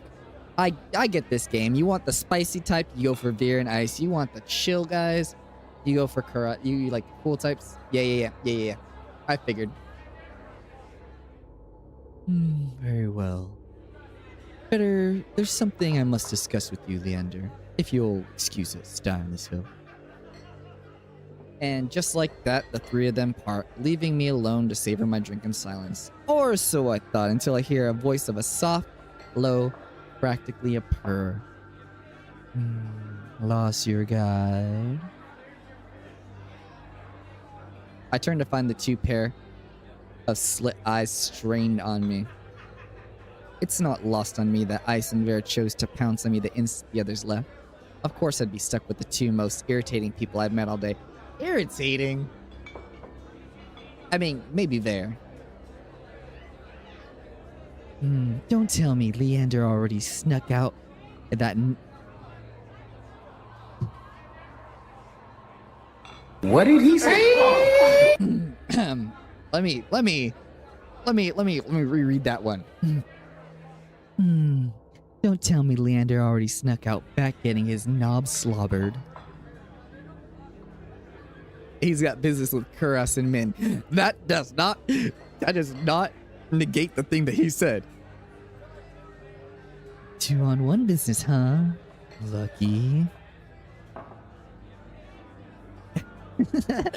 I can't tell if it's the champagne or the company, but Ver has grown noticeably more relaxed. He sits with his chin propped on his back of his hand, his tail swaying lazily. Trapped between two sexy monsters, woe is me, right? That's crazy. Why are you so far away? Come join us. He pats the empty bar stool between Ice and I hesitate. The smile Ver wears is sweet but distinctively sly, and with drinks in hand, in the mix, I dread how he and Ice will mess with me next. We don't bite. I'm not so sure about that. He already tried to rob me, and you threatened me. Me? Steal? You must be mistaken. You sure it was me? Yes, it was you. And then you had the gall to kick me out so you could go drinking. Ice gave me another one of his shrugs. Had to give you a reason to come looking. Miss me already? I stare at him flatly, unimpressed by his deflection. I'm impressed. Veer suddenly leans towards me, a gossamer sleeves pooling where he rests his elbows on his knees. Ice sets his hand on Veer's waist, narrowly preventing him from tipping off the counter. I'm afraid we've got off on the wrong foot. Oh, not the ads, bro. We're so close. We're just gonna keep going. How about we get a fresh start? Begin with the proper introductions and whatnot. I'll start. The name's Veer. I'm a souls hunter and of no small renown. God. Veer's hands flutter at his chest and he bows his head and flinches when his hair falls over his eyes. Ice doesn't say anything, so I suppose it's my turn now. Die on this hill. Veer considers me for a long moment, with his tail idly swaying behind him. Then he knocks back the rest of his champagne. It's a pleasure to formally meet you. Die on this hill. He says my name slowly, deliberately, savoring every syllable. I think I smashed that. A tingle jumps down my spine. I quickly turn my gaze away. Ice smirks at my reaction. Something funny? Nope. I open my mouth and close it just as quickly. That line cracked me up. Oh. Jet. Jet.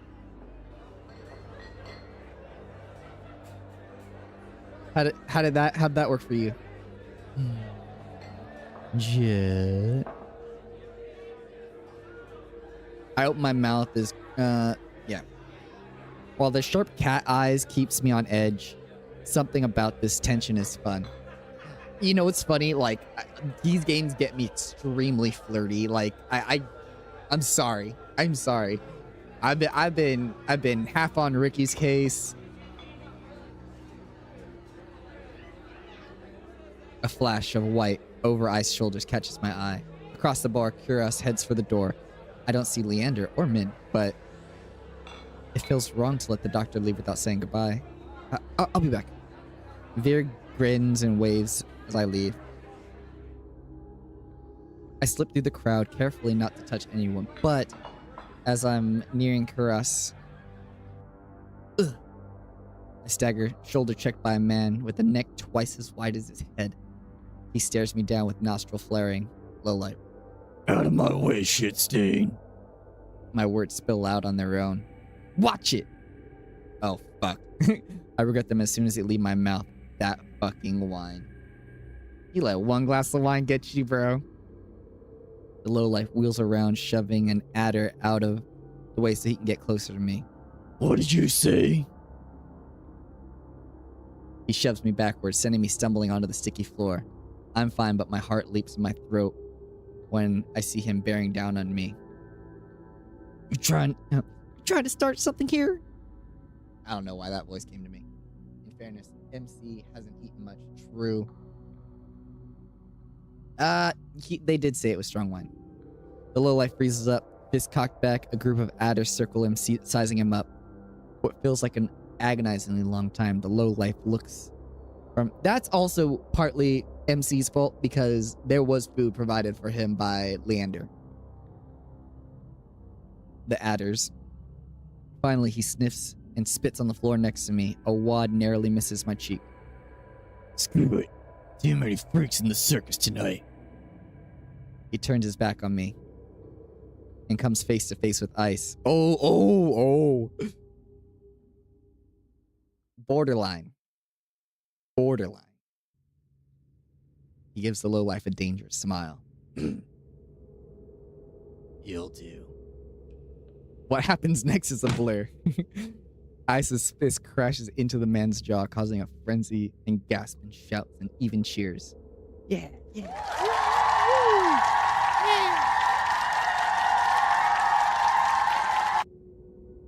Yeah, my man's looking for it.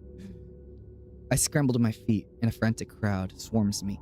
Though the ruckus, I hear Leander shouting, "Take this outside, Ice. Everyone, drinks are on me." Fuck yeah, Leander's my boy too. With that, the wick interrupts in hoots and cheers. Yeah, woo. He's my knight in dingy armor. The ring around me disperses. The adders and onlookers rush towards the bar. Though the thinning crowd, I catch the glimpse of familiar faces. Ice vanishes out the back, dragging the lowlife behind him. Kuras lingers near the door, searching, I suspect, for any wounded before he parts. Min draws their hood up tight and ducks out the side door. Vera leans over the counter and swipes a glass of wine behind the bar. Oh, you bitch. I can't with beer. And Leander, seated at the opposite end of the bar, gestures dramatically and apologetically at the bartender. True, you kind of fucked him. Because it said it was packed in there.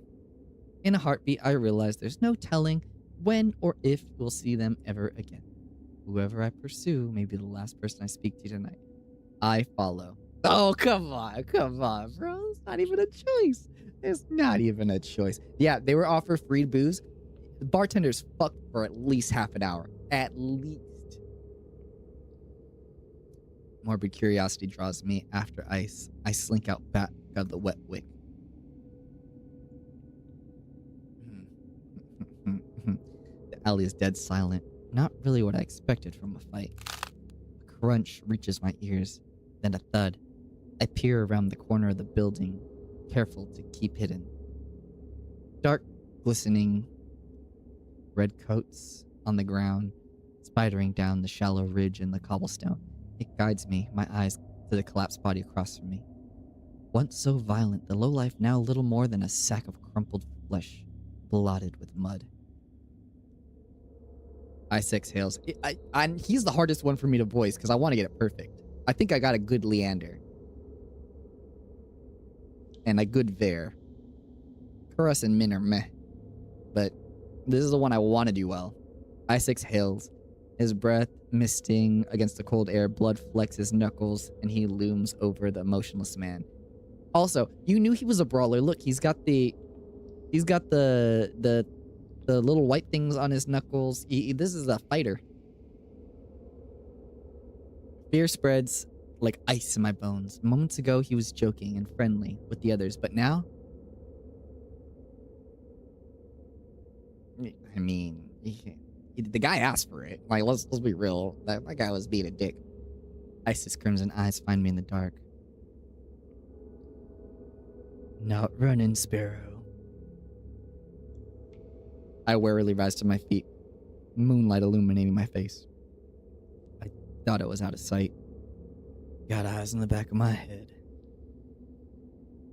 Ice steps off the man. My eyes stay locked onto his body. It's wet with layers. The blood and grime completely still. He's alive. Are you sure? Calling me a killer or a liar?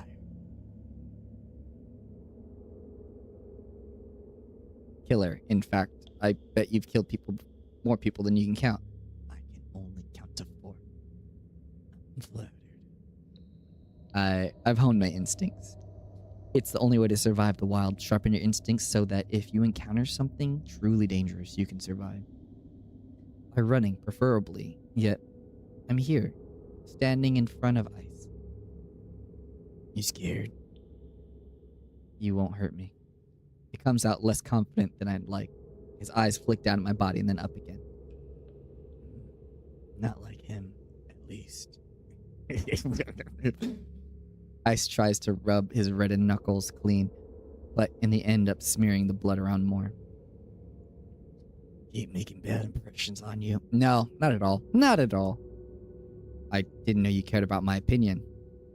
Just prefer you didn't piss yourself when we talked. Annoyance bubbles in my chest. Well, I'm not pissing myself, even with your bad impressions. Snarky little shit. Like the first time we met, Ice chips away at my fear, replacing it with irritation instead. He kneels beside the low life, frisks him. I can't help but wonder if the crime is worth the punishment. But I hold my tongue. Defiantly, deftly, Ice's hands reach through the man's pockets. It doesn't take him long to find his prize. A cigarette and a matchbox. Hey, let's go. He strikes the match. Spark illuminates the angular features of his golden glow. It's distracting for a moment, but my gaze inevitably drops back to the muddy body. You're just gonna leave him here? Ice draws the deep from the cigarette and exhales heavily, smoke curling past his lips. I breathe in a sweet, spiced scent. As his tension melts away, he looks at me with the cool-lidded eyes. Should I give him a blanket? Unbothered by the maybe corpse, he takes a seat on the crate opposite of the bar. I stand awkwardly, forgetting why I came out here in the first place. An unpleasant silence stretches between us. Weather's nice. Cold, murky, humid, he means. I want to believe he's teasing me, but for all I know, this is pleasant for Arida. Was Princess good company? Oh, he named his dog Princess!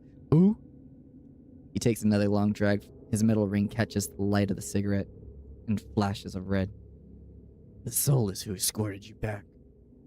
Named after Princess? Jealous. Oh shit, that's dope. Masky, that's dope. I return his smile. You have no idea. I think your nickname is more fitting. Sparrow? I'm not sure where Ice got it from, but maybe I should tell him to call me by my name. But it's kind of nice. Oh yeah. I mean.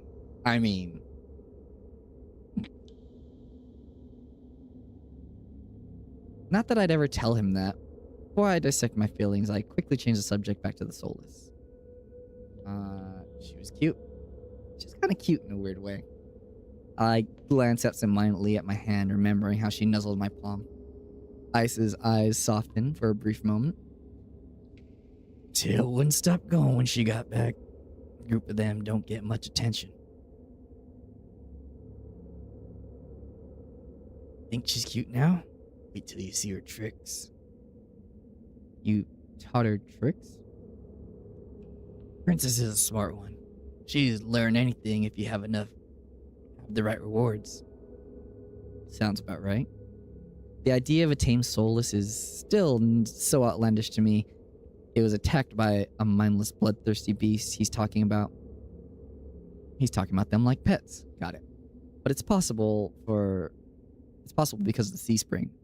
I need to get the answers he wouldn't give me before. I carefully take my seat beside him on the crate, contemplating my strategy. Ice doesn't seem to mind. He closes his eyes, tilts his head back again against the wall, relaxed.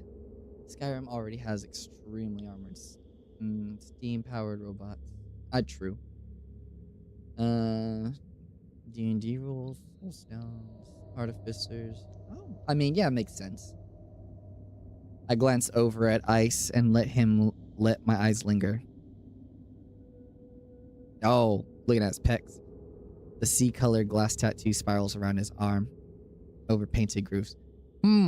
That's weird. That shoulder tattoo into the chest thing.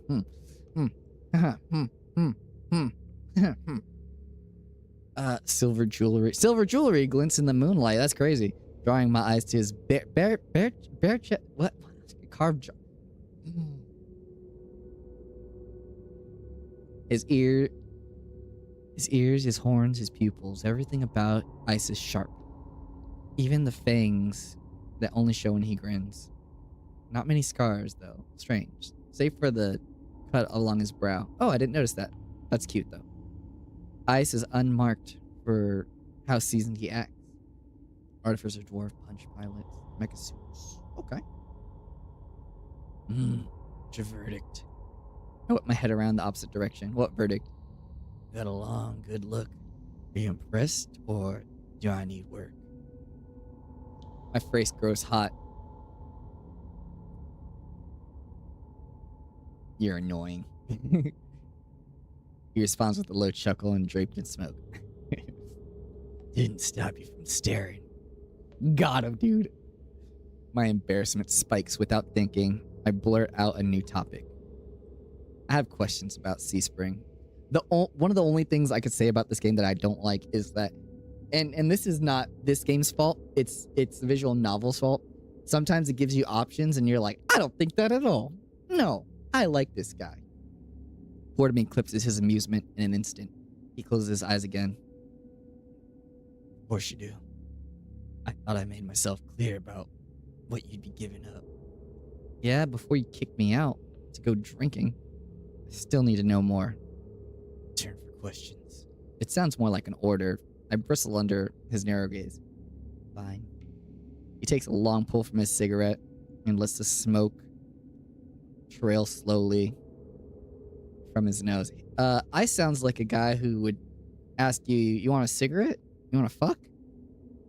Just saying. Your curse. What about it? This song and dance is all too familiar. Selfish questions come first. What does it do? Is it painful? Can you control it? I brace myself for the inevitable onslaught. Is the thought of living with it so unbearable? What? What did I say, Makers? I didn't say nothing. I don't know what I'm talking about. My dread dies at his words. No one's ever asked me before.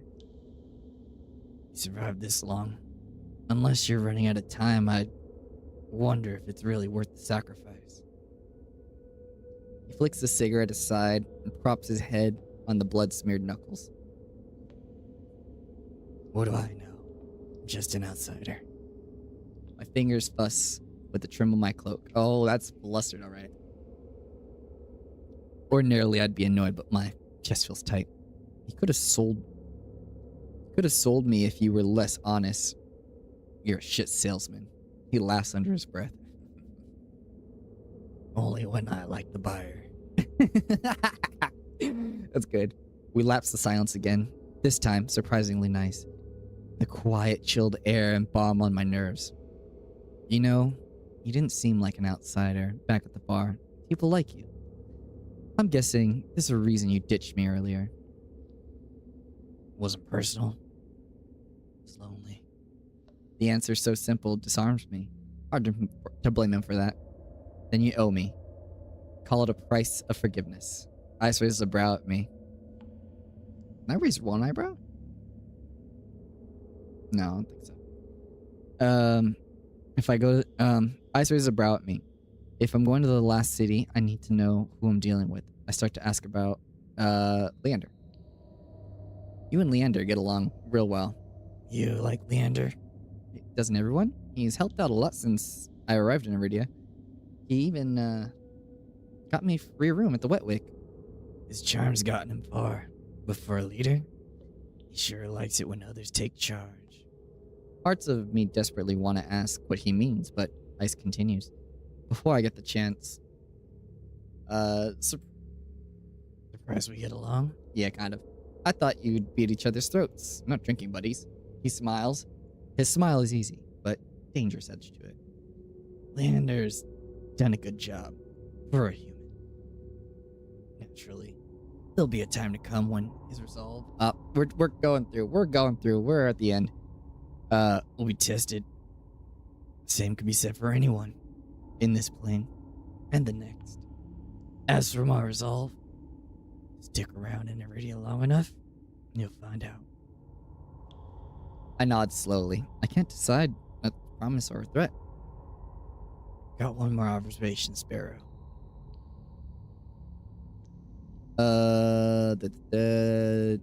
Let's do Kuras. I didn't know you and Kuras were friends. In a way. I help him in the clinic sometime. Doctor doesn't let most people close in arm's length. And you do? Out on my sleeve. Got the sense Kuras is like that in his past. Must have been burned. He trails off, then shrugs. Opens up in his own ways, if relaxed enough. Can't even imagine that. You'd be surprised. Even the doctor has an endearing side. I can't decide what's more intriguing, the fact that Kuras an endearing side, or that Ice managed to coax it out of him. Tell me if you uncover any of his secrets. I'd kill to know more. Fuck it, let's just do the rest. I was surprised to see you and Vera close. Blessing and a curse. From what I've gathered, most people think he's, I don't know, an asshole?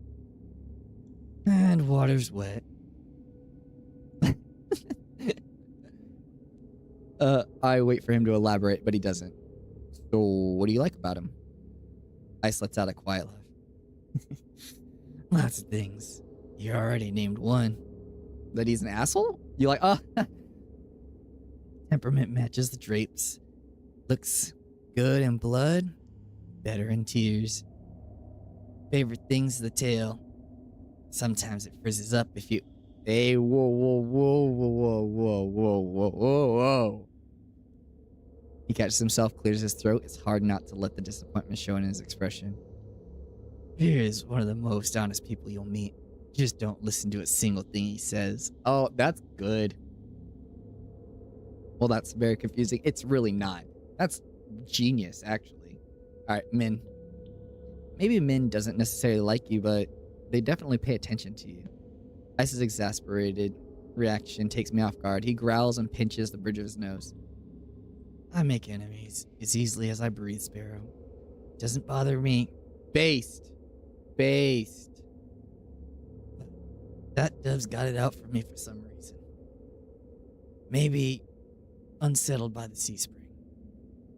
It's not about that. It goes without saying that he's got some issues. They've got some issues. Don't think they understand that you catch more flies with honey than vinegar. Ugh, this is really wearing out my voice. I don't know why I chose him. Oh wait, I do know why. But honey has left a bad taste in my mouth in the past. Could be the same for them. At least you're capable of conversation. True. Min doesn't really talk much. Do me a favor. Teach the doves some manners. Thought they'd lay off eventually. If I didn't bite. Hasn't happened yet. I briefly considered the possibility that Min's wants to get bitten, but I'm not about to propose that. Haven't cleared my debt yet? You've forgiven for now, but my point stands. You don't strike me as an outsider. In my experience, outsiders don't have friends. No. Yeah, you do. I level with them with a tired look. Fine. Fine. I'll confess I have one friend. Looks at me. Don't say yourself. Ooh. Okudas. Okudeus. My skin prickles at the name standing on end. Who's that? A friend. Lives in my head. Oh my god, he's got BPD. It lives in your head? Ice taps his temple with his finger. Right here. Scared you off yet? That'd be the third bad impression I've made on you today.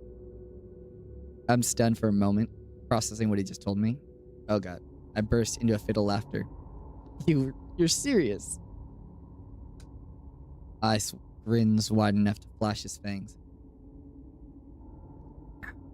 Deadly. It sounds so fucking absurd. Especially on top of everything I've gone through in the past 2 days. It feels like I'm living in a fever dream. Yeah, bro. I've come close to death more times than I can count. I encountered a tame, soulless, horrifying group mind. Now I'm supposed to believe that there's someone living inside of Ice's head? There are tears in my eyes by the time I rein myself in. Ice waits patiently, lips quirked in amusement. Sorry, I didn't mean to laugh. You made it sound so normal. Tension that wound my shoulders tightly has melted away. For the first time in a long time, I don't feel like bracing the break. I feel like I can breathe. Then Ice lifts his head and his thumb finds the hollow between my eyes. The hollow beneath my eyes. Brushing away from the tear with expected softness. It's a nice laugh. Dukas, where the rat's ass are you? What? A shout cracks in the spell, and the ruckus gruff shouts echoes down the street. Followed by a thunder of heavy boots sloshing through the mud. The voices share a lowlife's accent. Same lowlife who still may be dead. Lying bloodied across from us. I nearly forgot about him. I jump to my feet, and the voices get louder. They're closing in real quick. Ice pulls me by my wrist out of the alley, away from the beaming moonlight. Ayo? We dive into the nook between the buildings, veiled in the shadow of tattered canopies. Jesus. It's a tight fit. Ice boxes me against the wall, close enough. Oh, I'm getting downed. For a second time today, the heady scent of smoke enveloped me, now cut with metallic tinge of someone else's blood. Ice pitches his low voice. I knew it was a low voice. What? My heart leaps into my throat. Suddenly, I'm acutely aware of the heat radiating off Ice, feeling his legs grazing my thigh. Ew. I'm the closest of my breath. Woo! Hey, yo! This is bad. I squirm against him, burning, and earn a burning crimson glare. Do we really have to? His hand covers my mouth, muffling my whispers, and shakes his head.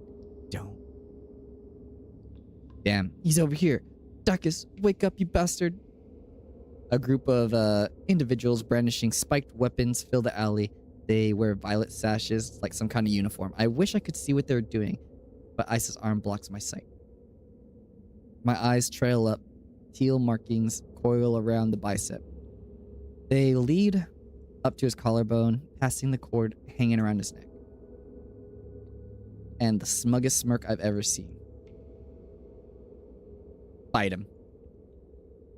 I move before I can think, my lips parting and my teeth sinks into his palms. He winces and flashes across my face. His hand leaves my mouth and I grasp for air. Oh, I was more of a playful bite. My breath ripped from the adrenaline. I lick my lips. When I taste the metallic tang of blood, I realize I've broken skin. Panic builds in my chest. My body tenses, bracing for the reaction. Every movement makes a slow, deliberate. He cants his head, leans close to my ear, and a husky whisper I only hear. Someone drew blood today. A hot thrill jolts through me. For my heart beat, I forget to breathe. Oh my god, I've read so much. I'm fucking losing it, bro. The voice in the alley grabs Ice's attention this time. Shit, he's gone. He's got more broken ribs than whole ones. What freak did this? Fan out. Find the one who's responsible. You three, take Dukas to the base. At least he's still breathing. How old he's alive? The alley clears out. Footsteps away. We stay till they're distant, melting into the rumble of the quarter. Jesus, this is so much reading. Jeez. When we finally step back in the moonlight, the night air is on ice. My skin dazed. I feel the need to keep my eyes on ice at all costs. Was that really necessary? I'd ask you the same thing. Didn't know sparrows could bite. You're lucky I didn't do worse. The thought of whipping that shitty grin off his face is definitely tempting. Wiping. Stay hidden was the best option. Would hassle to run into them with you there. What, because I'm dead weight? Because 3 bright impressions are enough for one day. The answer too vague for my liking. We wiping? I guess. At least one of us draws blood. Either way, I don't have the energy to argue. Sparrow, let's get you home before you're framed for murder. Very funny. Oh gosh. We reached the front of the wet wick too quickly. I hate to admit it, but I don't want to separate from Ice just yet. And not just because he never answered my questions. He's infuriating as much as he makes me feel on edge. He can also make me feel safe and secure somehow. This is big as fuck. You know where to find me. At the creepiest place in the world? Take your time before you decide to drink. I like your shitty attitude. Hey. It takes me a moment to process that. Then my eyes flare down to my feet. Hit him with the... I mean... I'll keep that in mind. When I glance back up from the ground, Ice is already down the street, disappearing in a throng of people. No fanfare, not even a wave. Asshole. Aw, yay. Save.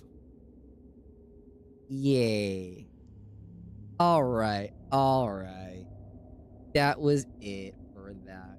I have... let's see. I think, actually, Zoom is live right now, right? It should be. Let me see. Yep, I see that motherfucker's ping. Yep, it just started too. Okay. All right, I was gonna do something else, but we can do it another day. I was gonna play a game with makers, but I'll save your sanity because the game that I was gonna play was gonna be a little something else. We simped for... Oh, definitely. That's the one. Let's go. Yeah, this is going to be the raid message. And we're going to raid over onto Zoob channel. Let's go. Yes, I hear you, Duke. For your dashboard. Yeah, the game I was gonna ask you to participate in would just rot your brain a little bit. So let's move on over to Zoob. Where is that crocodilian bastard? Soul Calibur. Oh, he's doing more fighting games. Okay.